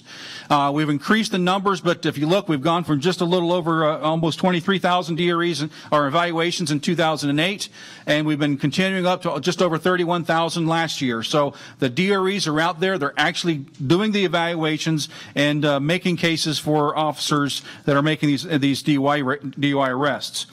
The training is continuing as well. As I mentioned, all 50 states are participating.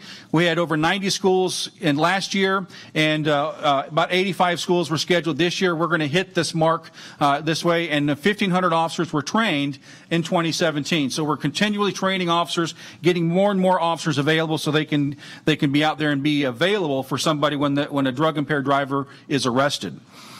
You know, back in the mid-1970s, law enforcement officers around the country really were not skilled in identifying the alcohol-impaired driver. They could find the ones over a 2.0. Those were pretty easy. We call them commode-hugging drunks. But the ones between a 1.0 and a 2.0 were a little bit more challenging. It took a little bit more finesse. And officers were stopping drivers and letting them go 3 out of 4 times when they were between a 1.0 and a 2.0. Officers did not know what to look for on the alcohol-impaired driving situation. But now we have a standardized field sobriety testing program. 3 days, 24 hours, trains officers to be able to identify those subjects that are just over the illegal limit. They can pick them out at 09, 10, and then, of course, the 15s and the 20s are gravy. They're easy. So we train them at this level, but now they know what to look for. Well, we're kind of in a similar situation now with drug driving as we were with alcohol driving in the mid-70s. There was a trooper that a situation came up last year on an interstate. 20 911 calls were made about a driver. The driver ends up getting in a minor fender bender on the interstate. A trooper investigates the crash, releases the driver because didn't see any signs of impairment. 20 minutes later, the vehicle's involved in another crash. She ends up killing a motorcyclist. She gets arrested at that point for drug-impaired driving. See, we're at a situation we need to have officers equipped to know what to look for. Drug driving cases are not necessarily any harder than a regular alcohol case is. It's just different. There's different things to look for, so we need to train officers on what to do that. And that's where the Advanced Roadside Impaired Driving Enforcement training comes in, the ARIDE. And the ARIDE is designed it's actually taught by DRE instructors, so they teach them behaviors and mannerisms exhibited by drug-impaired drivers. They tell them about the various different drugs and how they're different and how they manifest in drivers' actions and their driving behaviors. So in 2017, we had 967 ARIDE schools conducted around the country, and we've trained over 16,000 officers just last year. Since its inception in 2009, we've trained over 87,000 officers in ARIDE. Ideally, every officer should be trained in SFST to begin with, pretty much coming out of the academy. But now we're advocating that all officers that could be doing traffic stops and could be doing DUI investigations should be also trained in ARIDE. It's 16 hours, so it's just 2 days, but it builds upon the SFST and gives them the skill set they need to look for these drivers. But also, we need to have DREs available to these officers, so when they find that impaired driver, they can summon the DRE and the DRE can get additional evidence. DRE is kind of like a crime scene technician. You know, would be dispatched to a homicide scene. You have a homicide investigator who's doing things, but you have a crime scene gathering fingerprint, DNA, all this kind of stuff. A DRE does the same thing, except the crime scene is the defendant, the driver, and what his body is showing, or her body is showing, as far as what drugs might be on board. So that's what the DRE does: comes in and gathers additional evidence to make it worthwhile and gather good information so that they can prosecute the case. Now, one of the things that we also see, we have a lot of good research going on with marijuana because it's so much more available, and it's so much different from what it was in the 60s and 70s. So much more important, so much more potent in there. So it's good that we're getting this research. And this research takes place, we've got the driving simulator out in Iowa going on. We've got a 2-year study that was just finished in California, THC and driving. We got the AAA studies that have been going on, the Traffic Foundation, the Traffic Safety Foundation, they've been providing us lots of great information, as well as a case study involving actual marijuana-impaired drivers. We're going to talk about some of those real quick. AAA has been real important with this because they've looked at the per se levels of marijuana, THC, as well as many other organizations. The National Safety Council, IACP, has adopted a resolution saying that there is no scientific support for any particular minimum THC level in the blood. 5 nanograms, 2 nanograms, we just don't have the science to support it at this point. And the dynamics of the way that the drug works in the body makes it even more difficult. So as my buddy Chuck Hayes says, there is no BAC for THC.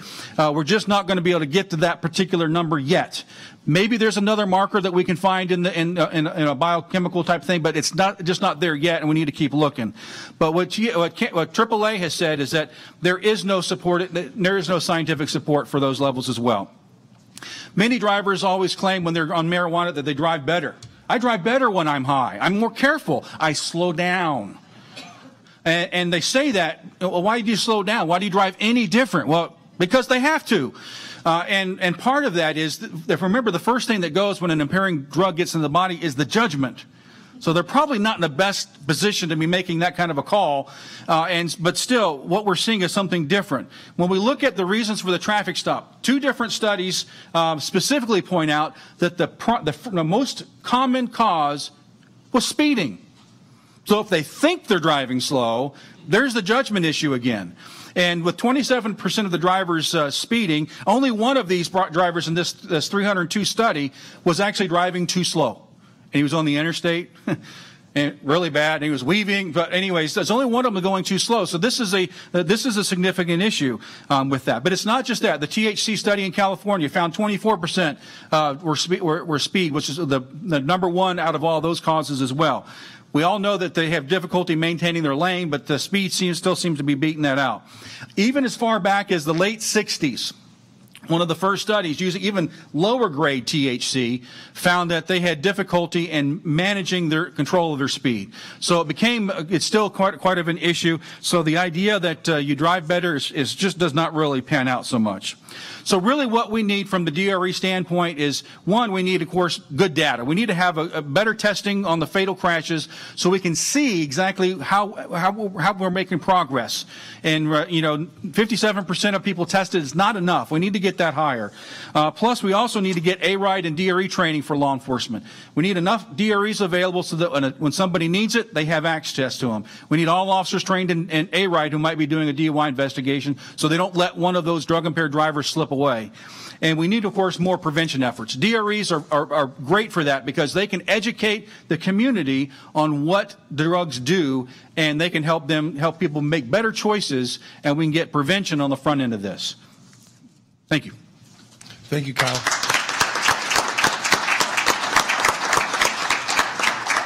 Judge, we'll turn it over to you.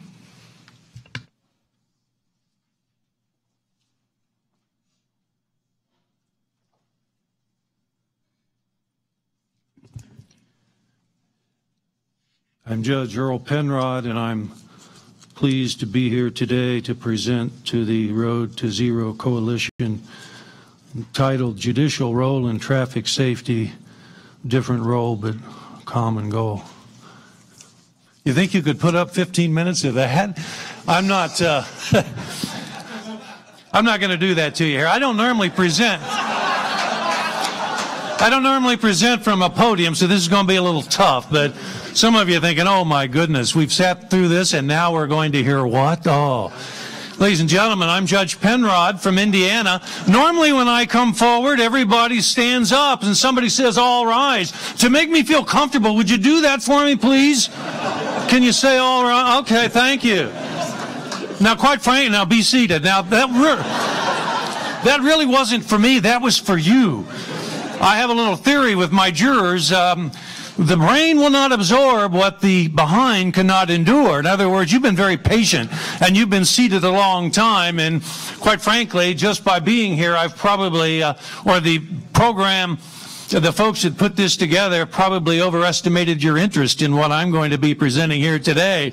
Oh, a judge. This is really going to be something. We know enough. How many of you know a judge? How many? I don't want to ask the question. I do so. How many of you have ever appeared before a judge? We won't ask it. How many of you know a judge? Well, I hope that the judges that you know are, well, I hope you don't feel any differently about the judiciary after hearing my presentation here. Now, I want to tell you, the time I have is somewhat limited.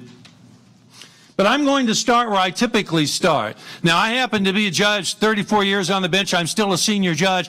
One of the things I enjoyed doing was community outreach. I would bring students into the courtroom to explain what was going on because I felt it incredibly inappropriate that our young people, if they knew anything at all about judges, it was from our TV judges. And that seemed to me to be inappropriate. That old saw that we've heard before, they can name more brands of beer, sixth graders, than they can justices of the Supreme Court. Incredibly sad. So I would bring them into the courtroom and I would talk to them. I didn't care how old they were. Sometimes they would be as young as third graders. I would give them a little spiel like I'm going to give you, and then I'd say, are there any questions? One time I had a little guy raise his hand. I said, yes, what's your question? He said, Judge Penrod, what is it that you do? Hey, wise guy, what do you mean, what is it that I do? I just told you what I did. And then it made me think, and when I teach at the Judicial College, I like to tell my colleagues this. It's important for us to remind ourselves what it is that we do. What are we trying to do? What is our goal? What is our responsibility? Now, we're a separate, co-equal branch of government. We're to administer justice. We're promoting public safety. Now, we're not part of prosecution, but we're certainly promoting public safety. Sometimes when judges are asked what they do, they say, well, got this big stack of files that are pending, and I got to move them over here to dispose because it's wave after wave. And it would be nice if I had time to really engage, but I simply do not. We're the third branch of government. Some of you are thinking, Judge Penrod, we came all the way to the coalition meeting and you gave us third grade civics. I'm going to tell you, I think this is important for all of us to be reminded of this. I think it's important for all of us in the judiciary to be reminded what it is that we're supposed to be doing. That we are a third co-equal branch of government, and sometimes we are in fact a check on the other branches of government. Crimes, including impaired driving, which I'll spend time talking about mostly today, those are crimes against society. Those are brought in the name of the government, not by the individual victim. Now, I can tell you, I've heard, and what a tough job I have here. I have to bring the judicial perspective. Well, I'm going to tell you something, folks. You get 5 judges in a room, there's going to be about 6 or 7 opinions on whatever you raise. And then I'm asked to speak after all of these very eloquent individuals. I'm a professional listener. I sit and listen every day. I'm not a presenter. But I can tell you that the personal story that I think of is that individual who came before me as a victim of the impaired driver. As I have to sentence the defendant, she's a victim. How incredibly gracious.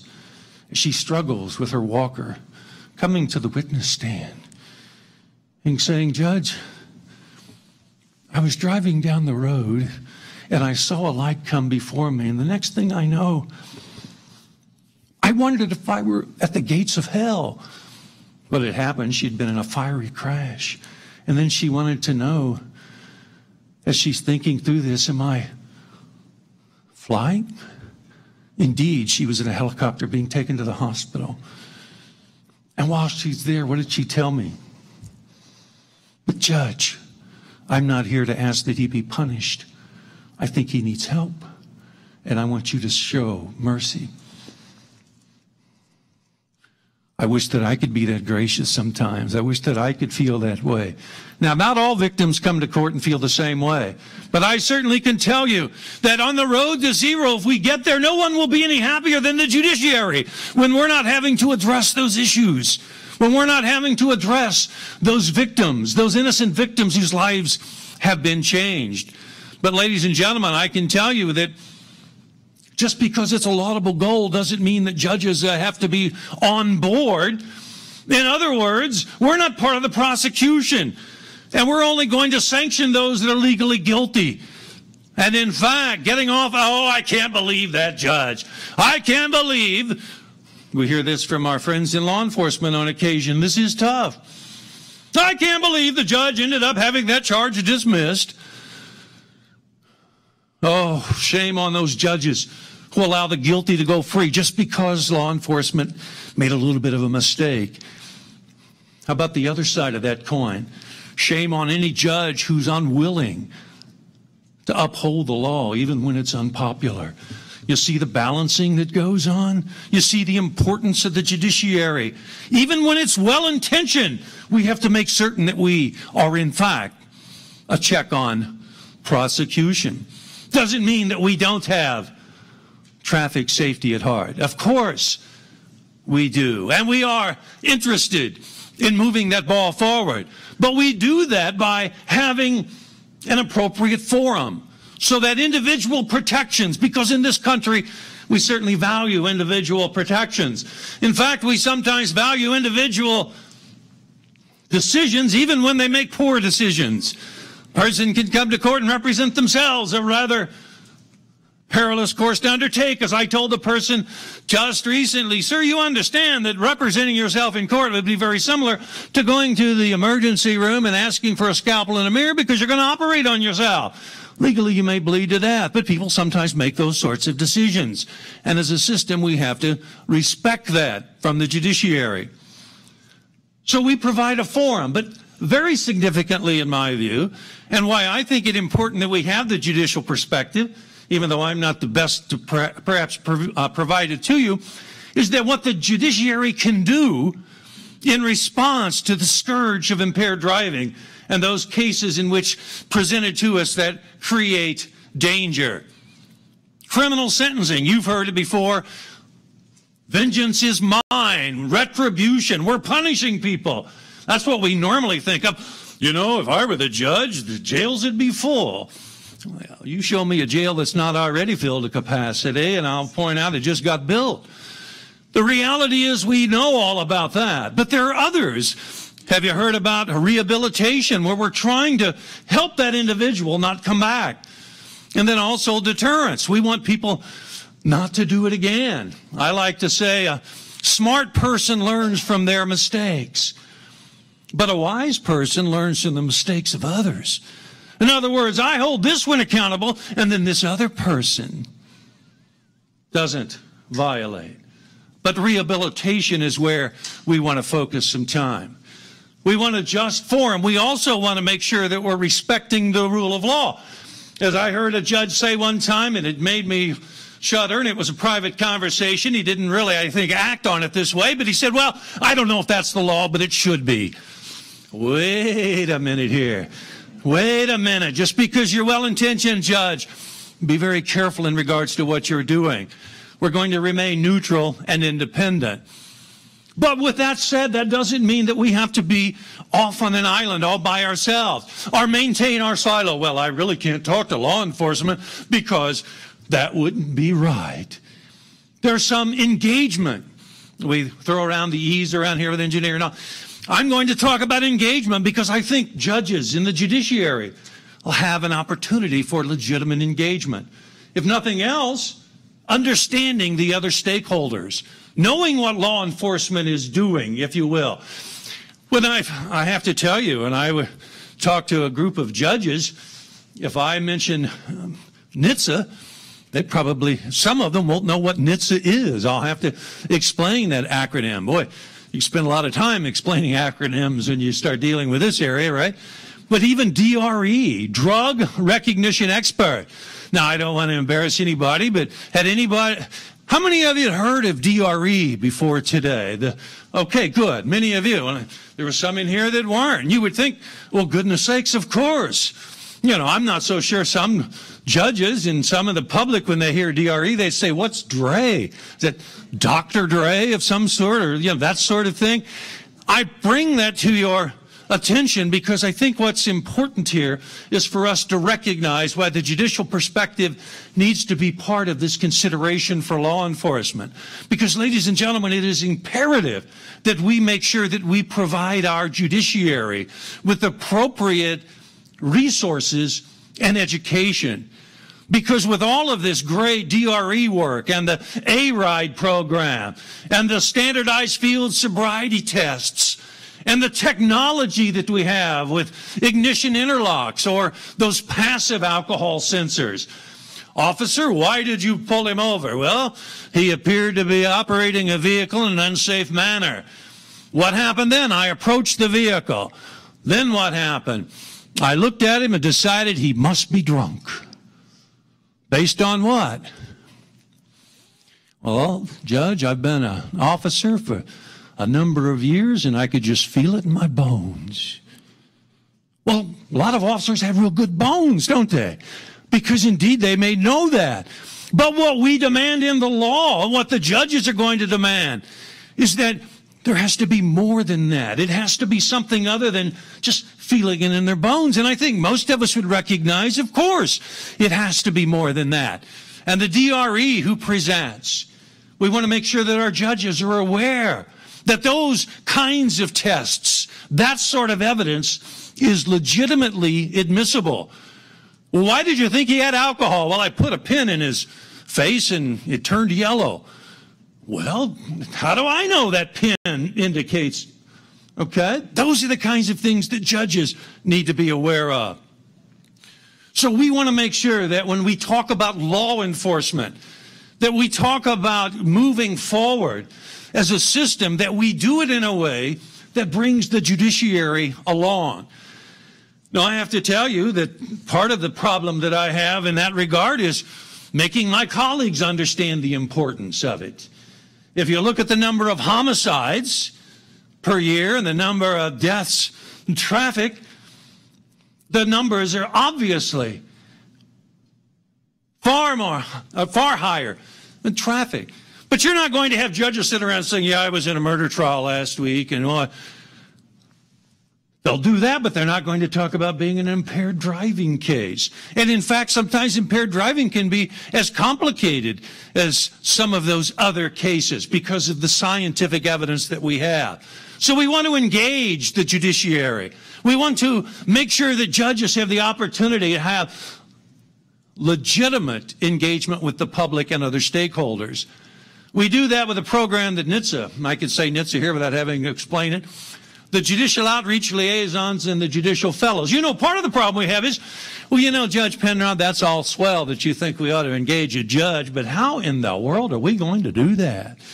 Well, we have a program that's designed for that, to get someone who's going to make sure that the judges recognizes the importance. The judge recognizes the importance of addressing traffic matters legitimately. And so the Judicial Outreach Liaison Program, a judicial fellow, will take it, because judges, if they're willing to listen to anybody, and that's not always true that they're willing to listen to anybody, but if they're going to, when it comes to education and resources, another judge will be your best source of that information. And so I would encourage you to consider fellows and JOLs who are going to be able to bring to our judiciary the important information, because we now have research that shows certain things do work. You ever heard of a drug court? Problem-solving court? We have DUI courts that show that they are an effective response in reducing recidivism. Technology, ignition interlocks, good research involved in all of that. trying to address the offender. We're going to hold them accountable. It's easy, especially if you're a judge in a small community like me. It's easy to maintain your status as judge if you're tough on crime. But we have to make certain that we recognize that we have to be, if you will, smarter. And so we want to make sure that we're screening and assessing and providing treatment and holding people accountable to address the underlying issues. So providing resources, training and educating judges, promoting evidence-based practices to reduce recidivism, and then ethical communication and collaboration. Separate, co-equal branch of government. That's our civics lesson. Judges are bound by the Code of Judicial Conduct. Don't be surprised if the local judge says they're not able to engage in a certain program. I know I went through that very quickly, and I think I took up all of the time. My goal was to take up all the time so there could be no questions, because I knew that I wouldn't be able to answer them. But I do want to thank you for allowing me to present the judicial perspective as part of law enforcement as we move forward on the road to zero.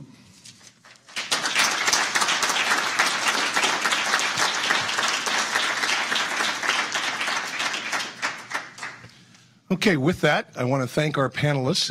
Are there any questions from the audience first? We'll take a couple, but we're running tight on time, so I want to... Yes, sir.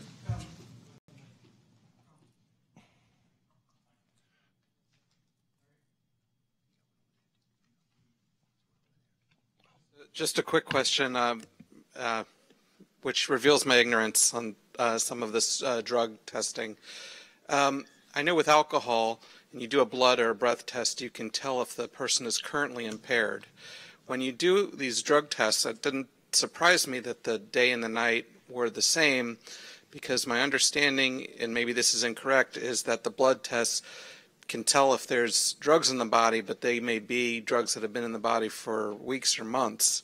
Is that correct, or is there an accurate test for whether a person is high at the time, other than observation and maybe smell or just training to look at behavior? One of the valuable aspects of using blood as toxicology is if it's in the blood, it's in the brain. So that's, and what they look for, particularly with marijuana, is the delta-9 THC, which is the active psychoactive ingredient that causes the high, causes the impairment. So if it's present there, that means it's currently active. It does break down over time. So some states don't use blood as a marker for identifying drugs. They use urine. And with urine, it's a history. It's a history of drugs. So that drug could be in there for a few hours or a day or two or a few more days. Typically, we don't see the 30 days that you hear about unless the person has been a chronic marijuana user over and over again, has been abstinent now for a month. But typically, the average user every 3 or 4 days, it would stay in the urine for 2 or 3 days. But at the blood, it's very good. It's a very good accurate marker, as well as oral fluid. So that's saliva. It's a real good. If it's in the oral fluid, it's in the blood as well. So those are good ones to use, and they look for only those markers that would indicate that it's psychoactive in that situation. One more question. Thank you all for. Thank you all for being here. My question is for anyone on the panel, but I think it really stems from one of the stories that Chief Cunningham told about deciding whether or not to cite the man who presumably could not afford to replace his non-compliant tires. Low-income communities of color bear a disproportionate share of traffic-related deaths, but the role of enforcement as part of Vision Zero has been hotly contested, particularly in these communities, in part because of broader challenges of structural racism, but in part because of the burden that targeted enforcement can place on these communities. So my question is, what can law enforcement do to ensure that they're working with, not for or even against these communities and attempting to create a culture of safety? I think that's an excellent question.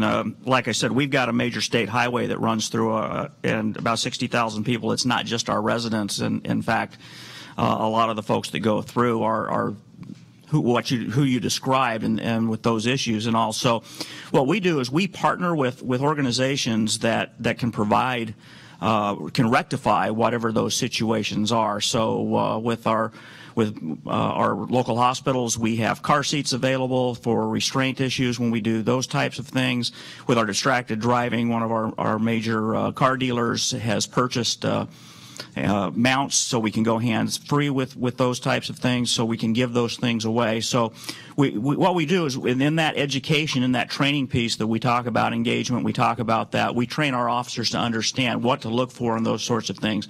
Because, in fact, if you look at some of the issues that came out of Ferguson and all, is targeting what I refer to as the working poor actually becomes a problem. And if you have officers that have some empathy and that look at that sort of thing, oftentimes you'll see they won't enforce as a result of that and that sort of thing. So if we can have solutions to those issues before the enforcement, so we educate and provide solutions, we can make it safer for those communities as well.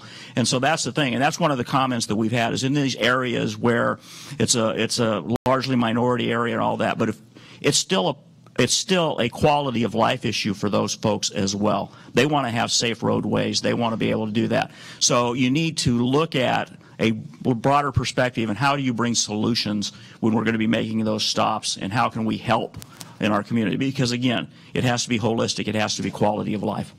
Just to add what Chief talked about, most public do not see it, but law enforcement is highly engaged in pre-arrest diversion. So it's the idea of seeking treatment. The judge talked about drug courts. So being proactive and trying to help somebody in society before they get into the revolving door, or before they get a ticket for failure to appear when they couldn't afford to fix the taillight. There are all kinds of diversion initiatives that are going out in the communities, many, many communities, and law enforcement is highly engaged, from Milwaukee to Oro Valley to Phoenix. I can name city after city after city that's doing it. That is the most progressive way to address some of these issues with law enforcement and problems that we're having in the community. Also, the best part is it builds more community trust. And where it's appropriate, with the Code of Judicial Conduct, we encourage our judges to be engaged in that, because we're always in the reactive stage. It's already happened by the time they come to us in the courtroom, and so we like to have our judges engage in public outreach. And again, there's some ethical considerations, but we certainly want to do that. And there are judges that will use traffic safety as a good opportunity to engage in the public and talk to various social organizations and service organizations, as well as churches and schools. Okay, with that, we're going to thank our panelists on behalf of the Road to Zero Coalition. I want to thank you all. I'll let you know that we'll be around during the breaks and the rest of the morning here, so you can feel free to come up and ask our panelists any additional questions. With that, I'll turn it back over to Debbie.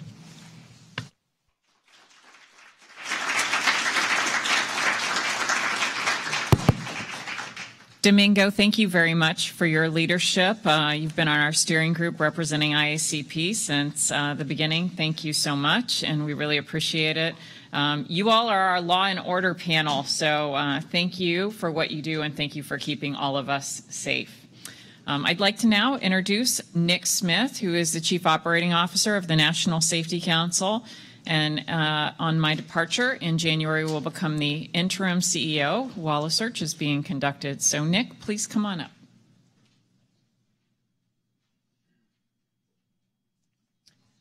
Great. Thank you, Deb. I appreciate that. So as Deb shared, I will be coming in as the interim CEO of the National Safety Council. But what I wanted to share a little bit today is it's interesting as the coalition transitions itself into an interesting phase. It's moving from what has been doing a phenomenal job with coalition building and producing the report to now really moving into that implementation phase. It's interesting with Deb's announcement and her departure. I think the timing really, is an interesting time for us. But I think it also signals with this new structure where I will step into the role of leading the coalition, but really looking and working with our working groups. And what I think we realize is no individual in and of itself makes up the coalition. As great as Deb has been, the coalition is about its coalition members, and just as importantly about the staff and all the folks here in the room. And so when I think about where we are today and what it means for where we're going these next steps, we've got a great group of folks who are going to be leading, and I'll introduce them here in a moment, our working groups. but we also continue to be committed as NSC to the coalition. Our board has continued to reaffirm that commitment, and if you look in this room, the number of NSC folks that are here, I think that demonstrates how important this is to us. We're not only dedicating our resources of individuals, we're also providing and continuing to provide the funds to really support this in a way that makes us successful. It's important to us to do that, and whether that's with Jane coming on board, who like me has a steep learning curve, but also is really committed to the goals of the coalition, and the other folks who you've been working with over the last 2 years to really build out the coalition. So I'm a little bit different than Debbie. And Judge Penrod, for that matter, too. Imagine when our staff learned that Debbie was departing, and they were told that I would be our interim leader. They thought, "Oh, good God, we got that gray-haired old man, white man from upstairs coming in and leading us." Debbie's a little bit more. She's the kind of person who's going to walk around and high-five our staff, and she's the one who's going to offer a hug to our staff, and she even walks around and serves pie at Thanksgiving to the staff. And they really love that. That often isn't my style, but what Debbie says is different styles get results. And so I really believe that, and I think what's most important is it's about our commitment. And while Debbie exudes the excitement of the coalition, please know that the excitement and what we're looking to accomplish is just deeply held with me. And I may show it differently, but please don't doubt the commitment, and please don't doubt the commitment of our staff to continue to really move the coalition in this forward direction. So with that, we can't do it alone, and so I'm excited today to have some folks who have either raised their hands, or I think it's probably more arm twisting, but they've graciously offered to lead the three components from the report and create working groups out of that. And what I'd love to do is have each of them come up and really talk about what they're looking to focus on as these working groups get started and set up here in the coming months. So I'd like to first ask Dia Gaynor if she'd come up. And you all know Dia. She's with the National Association of State Emergency Medical Service Officials. And so she will be leading the working group on doubling down on what works. So Dia, if you want to take a moment and share with us your plans. Thank you. Thank you very much. I'm Dia Gaynor. I'm the Executive Director of the National Association of State EMS Officials, in the running for the longest possible acronym for an association name. I was really touched by many of the comments of the law enforcement and judicial panel and how personal things get. I spent 12 years in the field as a paramedic and a firefighter in 2 jurisdictions that were heavily violated by motor vehicle crashes. In fact, vehicle extrication was my specialty. And there's nothing more personal than looking at a fellow 20-year-old who's dead, but whose eyes are still open. So that's really where my commitment begins, and where my commitment will never end, on doubling down on what works. I bring the 4th E perspective to round out enforcement, engineering, and education. Emergency medical services is the last chance that victim has. Not everyone is dead at the scene.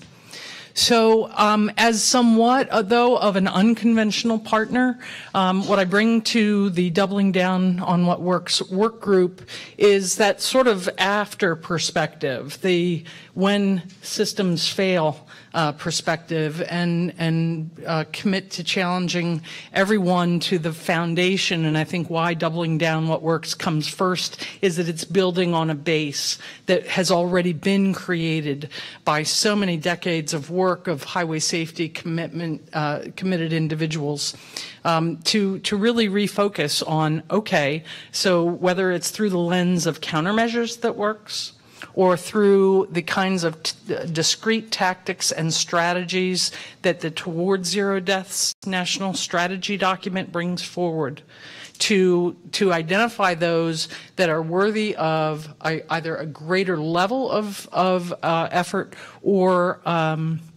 maybe a different angle or approach, or implementation scheme or incentive, whatever the case might be. So that largely is where we view the work group direction taking forward.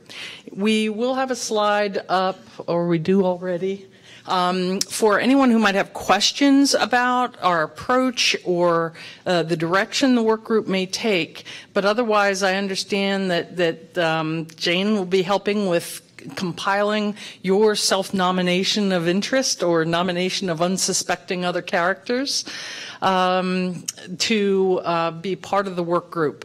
Clearly, with 800 organizational members in the coalition, it won't be possible to have a committee of 300, but nonetheless are very interested in you self-identifying your particular interest in joining this work group. So short of it being a commercial for doubling down on what works, that's an overview of the approach we'll be undertaking. Thank you.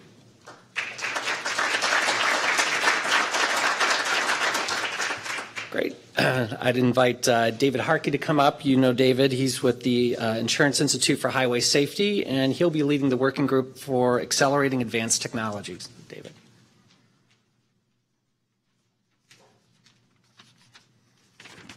Thank you, Nick. Good morning, everyone. It's good to be here.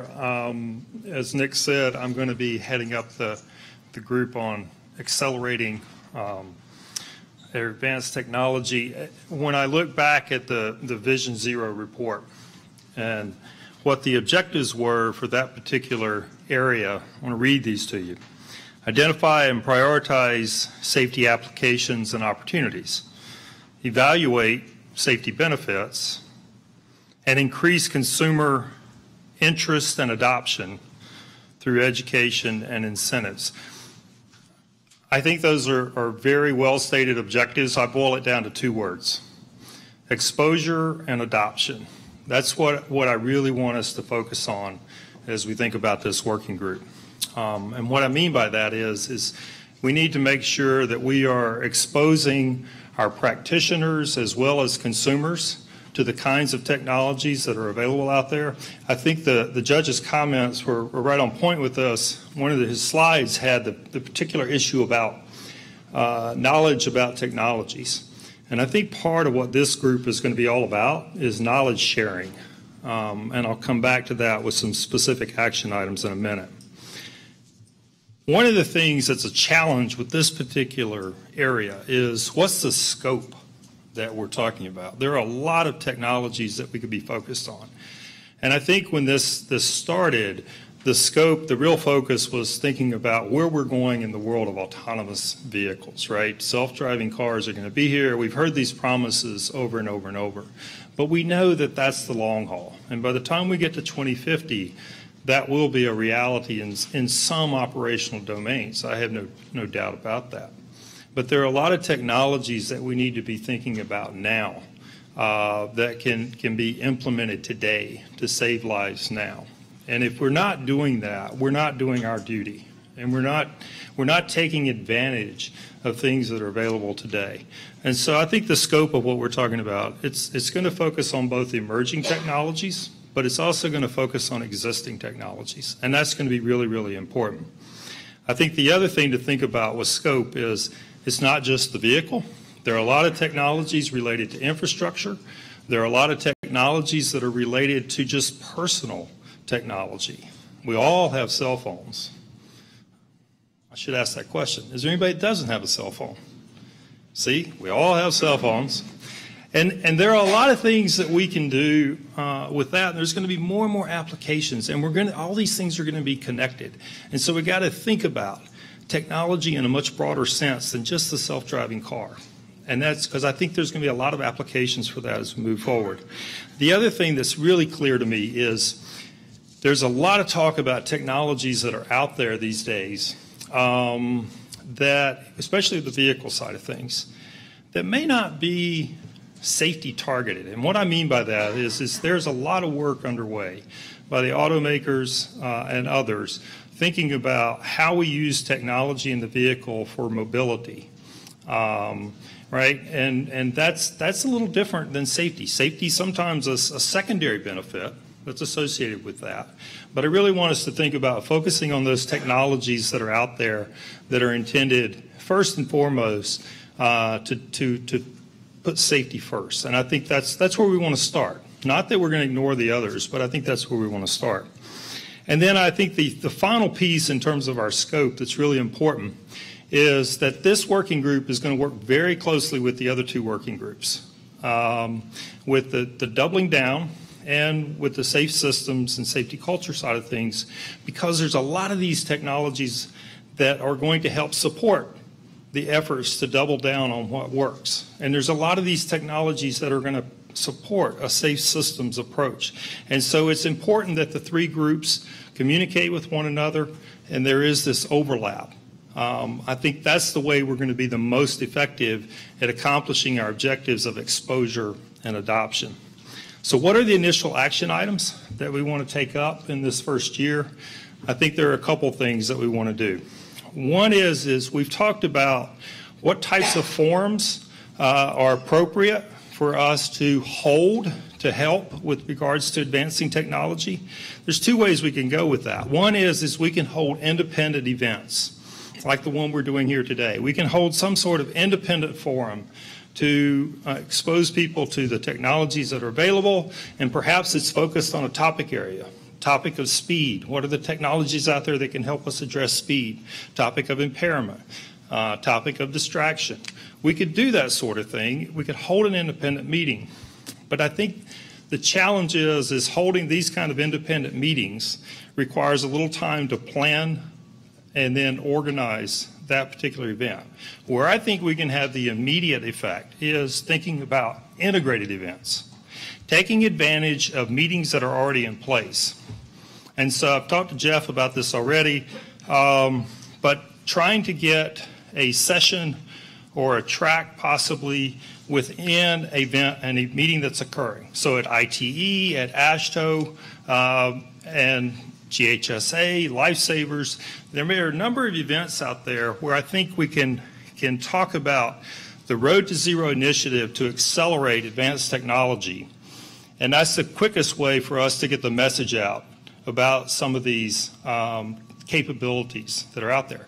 The other advantage that has is it gives us, in a lot of cases, a very targeted audience that we can look to. So if we went to ITE, we can focus on technologies that may help transportation engineers and planners, and we can talk about those specific technologies that we may want to integrate with them. At the same time, we want to be careful that we're just not talking to them about technologies in their field, but we want to use that as an exposure opportunity to expose them to other kinds of technologies that they may not be directly in charge of. The judge brought up ignition interlocks, a perfect case. Engineers may not be in charge of dealing with ignition interlocks, but exposing them to that technology and getting them then to be the messenger when they go back to their communities is a really, really important part. This is really important when we start thinking about the safe systems approach to things and breaking down the silos. And that's part of our job here when we talk about the technology work group. The other two things, and quickly I'll mention, is, as I said, we want to work closely with the other groups to consider the technologies that support doubling down, support what works. We're looking, if you're part of those groups and you have ideas on the technology side, please share those with us, and we're going to have ways for you to do that. And then the final thing, and Dia alluded to this, we're not going to have a committee of 200, 300 people, but we are going to have a working group set up to obtain this information from you as members and then prioritize what we want to focus on. Earl Hardy made a point yesterday, and I thought it was a very good one in our steering committee meeting, when he said one of the things we want to make sure of is that we continue to engage you as coalition members. And so I want to make sure that we are doing that. And so if you have ideas on technologies we should be considering, you have ideas on targets of opportunity that we should take advantage of, you have ideas on venues, I would love to hear that.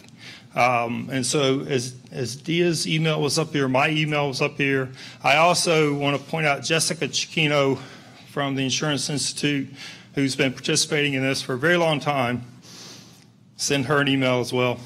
And we'll make sure that we get you included and that you're part of this. I don't want anyone to feel like you're not part of the decision-making process as we move forward on this. All right, thank you.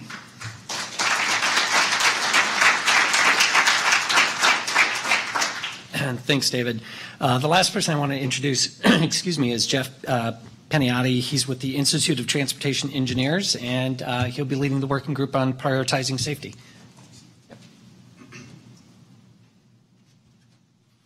Thank you, Nick, and good morning. I wanted to take a minute before I talk about prioritizing safety to talk a little bit about the coalition and going forward and to recognize a few folks. I think I'd be remiss but not congratulating Jeff Michael on an outstanding career at USDOT, and certainly Beth Alejandri as she received what is the highest award from the Federal Highway Administration, which is the Heartland Award. I was fortunate to have spent most of my career at USDOT with FHWA and had the opportunity to work with both of these individuals, and I think Deb was right. They really are the sort of the founders and have been the drivers behind the establishment of the coalition. I also want to thank Deb for her leadership. You know, I was fortunate to be involved in the coalition from the beginning. In fact, I think we had the first meeting at our offices at ITE when the steering committee came together, and Deb was exactly the right person. I mean, we hadn't worked together before, and that's one of the beauties of the coalition, right? You get to make new relationships and new friendships, and I had the opportunity to see now Deb in action over several years, and she was exactly the right person to establish a coalition, create it, right? Coalition builder. But we are at a different place now, and we're focused on implementation, and I feel very good about having Nick take on the leadership role and the commitment from NSC and the staff, folks like Jane Mello, who I had the opportunity to work closely with at FHWA, that we have the right team, I think, to move into this next phase of the coalition and to drive forward into implementation, because at the end of the day, implementation is what's going to get us towards zero, right? Just having a coalition doesn't get us there. Actually doing stuff is what gets us there. So as we move forward, you heard from Dia and from David, and I want to talk a little bit about prioritizing safety. You know, I see that the prioritizing safety is really the foundation piece, right? We have to have that commitment to safety to be able to want to move forward and doubling down at what works and to want to leverage technology.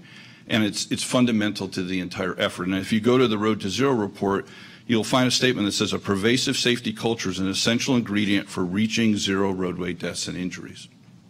And I think that captures what this third element is about. And I see it centered around adoption of a safe systems approach. Beth talked about how in Sweden and Australia that has been a key ingredient for them to make the gains that they've made, is they've really embraced the idea of a safe systems approach. And I think we need to do the same here. Now, getting there is a challenge, and I think it's a challenge on several levels. First level, I think, is mindset, and is moving away from this idea that a certain number of fatalities are inevitable, and moving toward an idea that, you know, humans make mistakes. And I like to think about it as, well, what if we had a road full of Jane Mello's twins? Right? A little scary, right? What if we had a road full of our 80-year-old parents? What if that's who all the drivers were? Would we design, manage, and operate the system the same way that we do now? I don't think so. I think if we were thinking about our child on that roadway or our parent on that roadway, we might do some things a little bit different to make sure the system would forgive the mistakes or the diminished capabilities that those folks might have as they operate on the roadway. That's kind of the underpinning, right, of a safe systems mindset. Another dimension I think we need to deal with is scale. That system means something. Use of that word system, I think, in safe system is intentional. And it's easy for us to talk about, yeah, driver vehicle roadway, or talk about the however many E's you want to talk about, or think that we need to deploy things not at just one location but across the system. But how often do we really get out of our own little stovepipes and our own little worlds and work at a system scale. David talked a little bit about that in his remarks. And I think that's one of our challenges with safe systems, is to think and operate and actually do at a system scale. So I think that's a challenge in this area. And last is it comes down to practice, right? We actually need to put things in practice out on the system with a safe systems mindset. And you know, I think that is what we're looking for. What are those things that we can put into practice? Some of them will come from Dia's group and doubling down at what works. And some will come out of technology. And some will come out of other partners who today are researching and developing new products and new techniques that we can put into place using a safe systems mindset. So those three dimensions of mindset and a system scale and actually deploying practice are the areas that I see under this work group focusing on. I think the work group can be very effective in establishing the strategy, because I think it's a little different in each of those three dimensions on how we move forward. Identifying content, not creating content so much, but identifying content. I think we have lots of content, and it comes from different places. Federal Highway's got content, NHTSA's got content, various research centers have content. We've got a lot of content. We've got to take that content and get it out to the practitioners and help them put it into practice. And so it'll be really on the strategy side and the pushing outside that I think are opportunities for this work group to be engaged. So like others, I welcome feedback on this. We will connect with you and begin to organize our thinking around the right strategy and the right way to put practices in place. And I look forward to really getting our hands dirty and being part of the implementation through the Road to Zero Coalition. Thank you.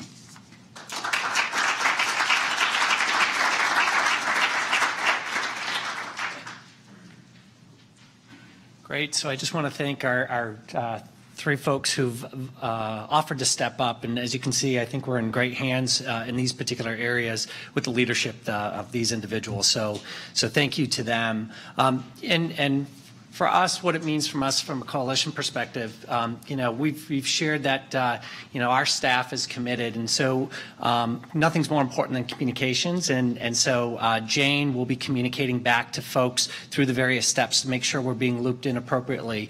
We'll also be looking to meet here shortly with the three leads, begin talking really about how we can be supportive in building some frameworks to support their efforts and making sure that we're not sending them off and putting this all on their shoulders. It's about us building some common frameworks that we can support them, and then making sure we're giving them the resources to really be successful as we pursue these three directions. So with that, I'll call Debbie up, but thanks again to your leadership, and we'll continue to communicate with the coalition.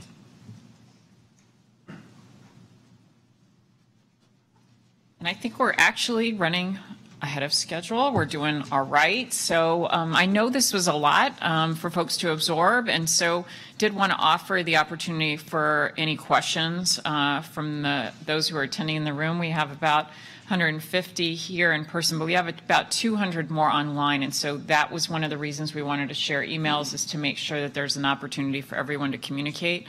If there are any questions from the audience, happy to entertain those about the new structure.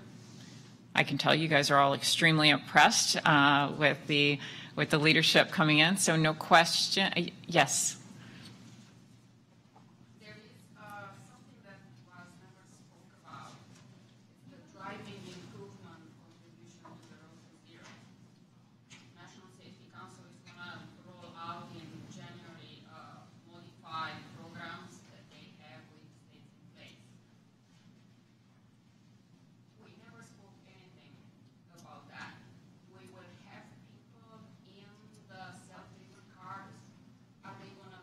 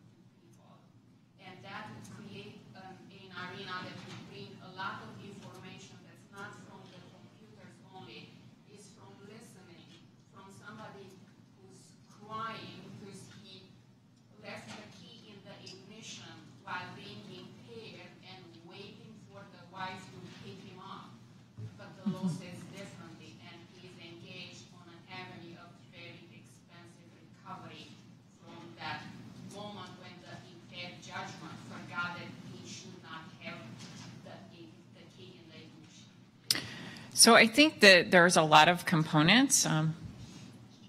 Yes.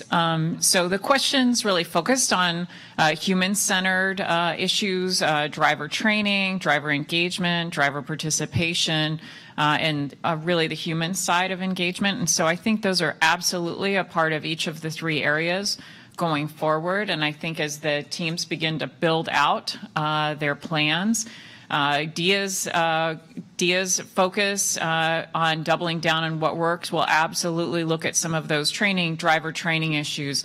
I think when David and his group talks about human-machine interface and we think about how we engage, it's when we talk about technology, there's a lot of different levels of technology, and many of those require humans to be very engaged. And we think about the pre-crash, the crash, and the post-crash.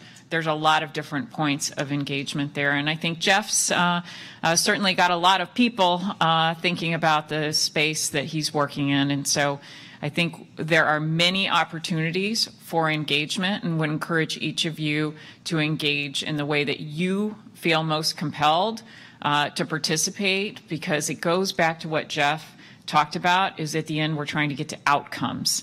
We want to move the ball down the field, and for us that means preventing deaths and injuries. And so looking at how we do that in the best way possible.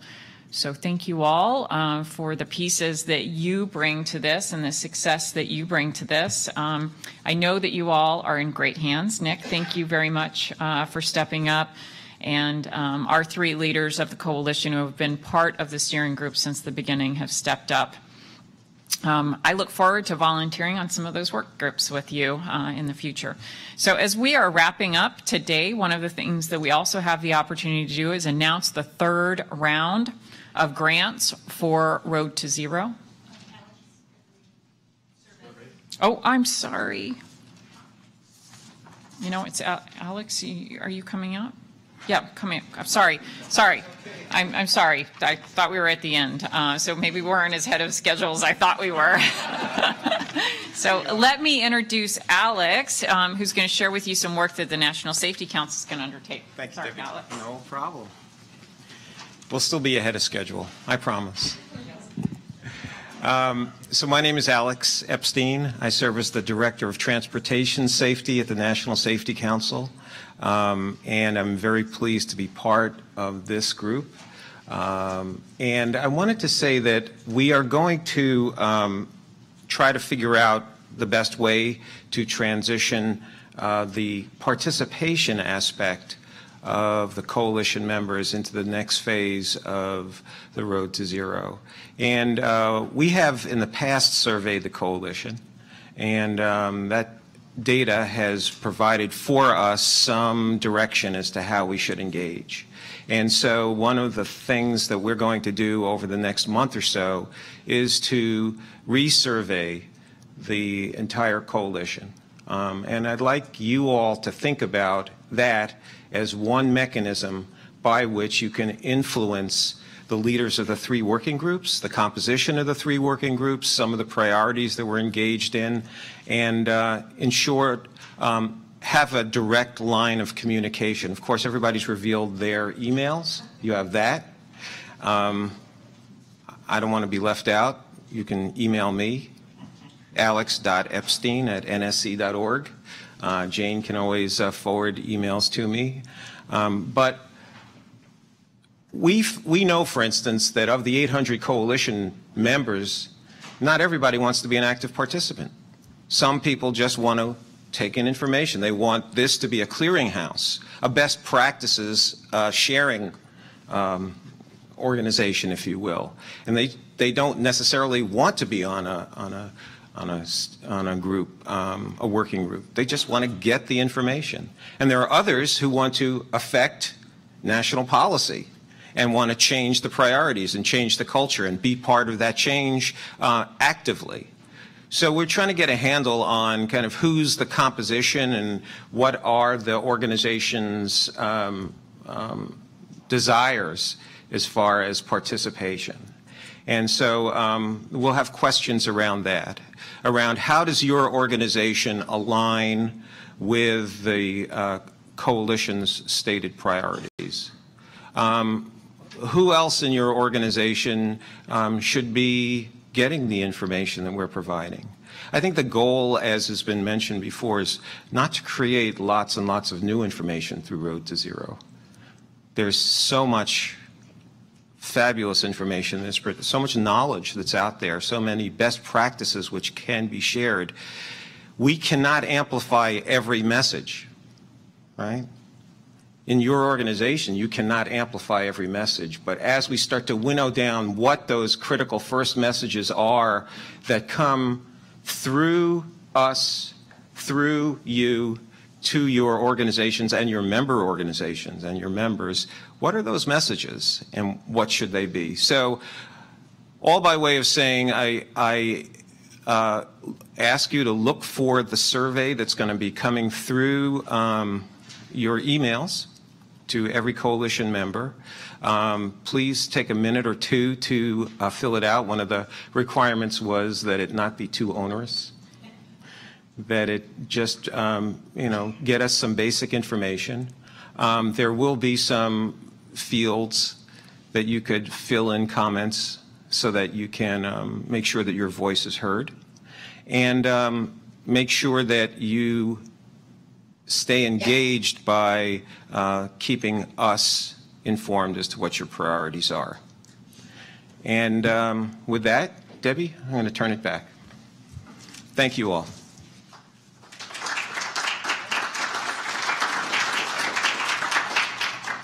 Okay, I think we're still ahead of schedule, so we're doing good. Alex, thank you very much, and please consider that survey as another way to engage and help us as an organization establish our priorities. So I am now pleased to announce the third round of Road to Zero grants that are now open. As before, organizations must be members of the Road to Zero Coalition. It's free to join. And there will be up to $1 million available contingent upon the availability of funds. The deadline to apply for a grant, and generally the grants range from $50,000 to $200,000, will be midnight, January 25th, 2019. The grant winners will be announced in March, and the awards generally begin in May. And so over the last 2 years, we've awarded $2.5 million in grants, $2 million from NHTSA and $500,000 from FHWA. The $1 million this year will be coming from NHTSA. So thank you all very much for your support of the programs. We have 18 grant recipients out there that have done some great work. We look forward to sharing that with you in newsletters and on our website. And we hope that we will have many outstanding applications again this year. So we started this moonshot 2 years ago. When we started the effort, we hoped that we could convince 100 organizations to join us, and now we have 800 plus organizations. The coalition's grown beyond any of our expectations, and I think the reason for that is because the time is ripe to act. You heard the chief this morning talk about the epidemic of the opioid crisis, and I think it was a very apt comparison. We have an epidemic on our hands when it comes to motor vehicle fatalities. We must act, and we must feel the pressure to act quickly. After more than 2 decades working on policy, investigations, and advocacy, it's really frustrating that we stand here and preventable deaths are the third leading cause of death in the United States, behind heart disease and cancer. Once every 3 minutes, someone dies of something that's preventable. Motor vehicle crashes are preventable fatalities. But without volunteers, without organizations, without the individuals who commit their time, talent, and treasure to reverse these grim statistics, I know that the numbers would be much worse. And so this is a recognition for every person who's sitting in this room. Thank you. Thank you for what you do now, and thank you for what you're going to continue to do in the future to change those numbers. Make no mistake, the combined efforts of people like Jennifer and Marianne and Lois make a difference every day. And I looked at the panel that we had up here this morning, whether it's law enforcement or the judiciary, all of the 4 E's that go into the work that we do, people are making a difference every day. Every traffic stop, everyone who appears in a courtroom, that's someone that we have the potential to make the difference with every day. Without law enforcement, we wouldn't have that enforcement around things like seatbelt use, which has changed in the last generation. Impairment, which has changed in the last generation. Addressing things like speeding and distracted driving. I know that the reality would be grimmer than it is today without TZD, DIA, and all of the people who are working on doubling down on what works. But safety must be urgent. 100 deaths a day. That's today. 100 deaths tomorrow. 100 deaths the next day. And the day after that. It has to be urgent. We have to feel the pressure to make a difference and to change. And as Jeff said, implementation is about outcomes. We must be willing to shift our approach in order to make the biggest difference. Safety isn't about doing things the same way. Safety is about doing things the right way. And that means, as Jeff said, when possible, to eliminate or design out hazards. In aviation, that meant creating technology to detect when planes were dangerously approaching terrain or recognizing imminent mid-air collisions. Dick. No longer relying on pilots or air traffic controllers to do so. And in workplaces, it meant designing equipment with safety features such as machine guarding or creating gas detection devices for miners, or even substituting machines to do work, the most dangerous work, to reduce injuries and fatalities, and the potential of errors that would result in consequences that were catastrophic. Safety means doing things the right way, David, which requires us to take human capabilities and limitations into consideration in our design. It also means that as humans, that we will make errors, we will make mistakes, and when we create new things and try to design a safer paradigm, we will make mistakes there as well. Doing new things, redesigning systems, building new machines involves risk. But ultimately, so does everything new. The most dangerous things I let my sons do is drive themselves to work or to soccer practice. It is for my boys who are inexperienced drivers, for my parents who are aging, and for those families, some of whom are sitting in this audience that have lost someone that they love, that I'm compelled to do this work. And I know that's what drives so many of the people who are in this room. No matter the industry, change doesn't happen quickly. But we've accomplished a great deal in a relatively short period of time. Over the last 2 years, we set up multiple listening sessions and created our vision document to guide us. We've crafted 10 policy statements that are on our website. We've heard from dozens of speakers who've informed us all about the work that they do. We have 800 stakeholders, and we've started to lay the foundation, and now we're shifting to implementation. This is Road to Zero 2.0. You've heard from Dia and Jeff and David and Nick, and each of them have talked about what's next for this coalition. And I know that you are going to be as excited to work with them as I am. And I want to go back to our moonshot, and I want to go back to the work that each of you are undertaking. And I want to share a quote with you That's one of my favorites. It's actually from 1910, so it's over 100 years old. But it's just as appropriate today as it was then. And this is an excerpt from a speech called Citizen in a Republic, and it was delivered at the Sorbonne in Paris by Roosevelt. It is not the critic who counts, not the man who points out how the strong man stumbles or where the doer of deeds could have done them better. The credit belongs to the man who is actually in the arena, whose face is marred by dust and sweat and blood, who strives valiantly, who errs, who comes short again and again, because there is no effort without error or shortcoming, but who actually does strive to do the deeds, who knows great enthusiasms, the great devotions, who spends himself in a worthy cause, who at best knows in the end the triumph of high achievement, and who at worst, if he fails, at least fails while daring greatly, so that his place shall never be with those cold and timid souls who neither know victory or defeat. A moonshot is something that a lot of people don't think can be accomplished.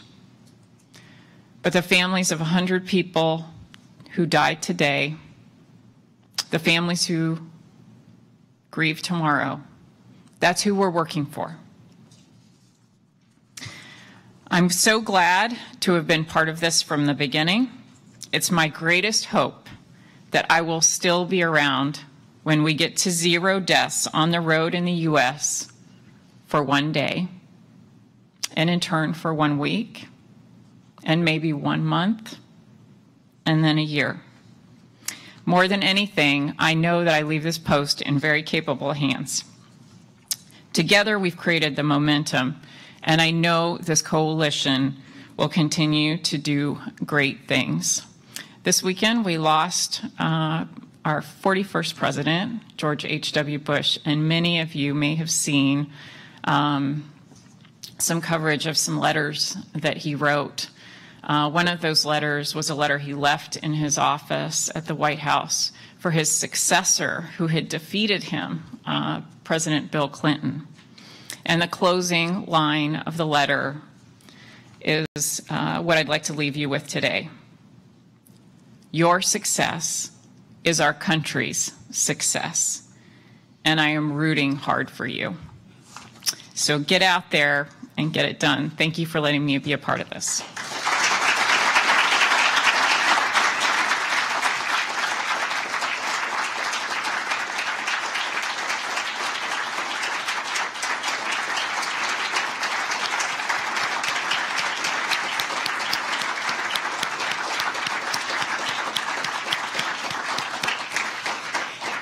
Thank you, Debbie. Before we leave, I do want to call Beth Alejandri and Jeff Michael up to just make a few quick remarks here at the end. I actually suggested to Jeff that we grandfather and grandmother our way. Very slowly, very carefully. We've been comparing photos. We have literally in the hall been, I think mine are cuter. You saw mine. Aren't they cute? Yeah. See, Yeah, James thinks I win. So we have something to give Debbie, but I wanted to say, well, first of all, I'm taking off my Federal Highway Administration hat. That's not who I am today, right now. Today, I'm just Beth Alejandri. And this journey, this 1,000-mile journey that we're on, did begin with steps, tiny little steps, and then bigger steps, and then bigger steps. And Debbie was absolutely willing to take those slightly risky steps with us. And it has been an honor and a privilege to walk side by side with her, and I so look forward to continuing to walk side by side with you as we move forward. And I'm going to hand it to Jeff because there is no crying in baseball. Thank you. From another hatless person that happened to be involved at the beginning of this, I just want to say how lucky we all have been to have had Debbie as leader of this coalition. She is the perfect public spokesperson. Obviously, the combination of her experience and her knowledge, her sincerity and her credibility has been ideal for the coalition. But more than that, I think it was her leadership in the safety community that really allowed us to come up with a single vision.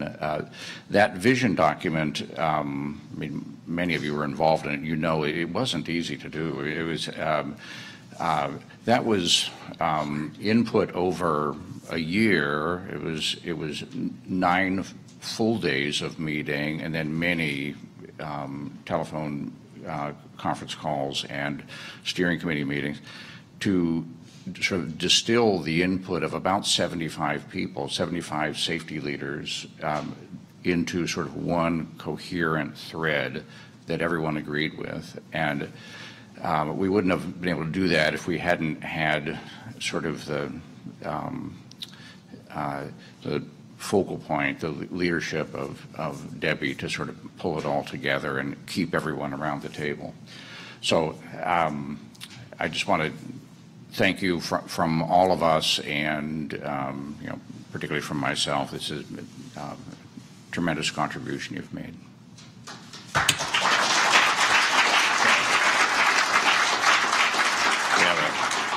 We have a very small token of our. I will keep this.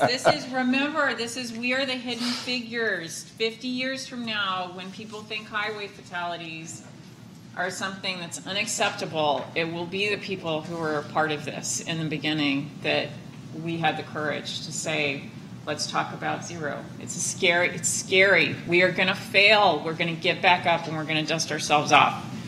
Please, please keep the faith and make this happen. So, thank you. Thank you. Thank you.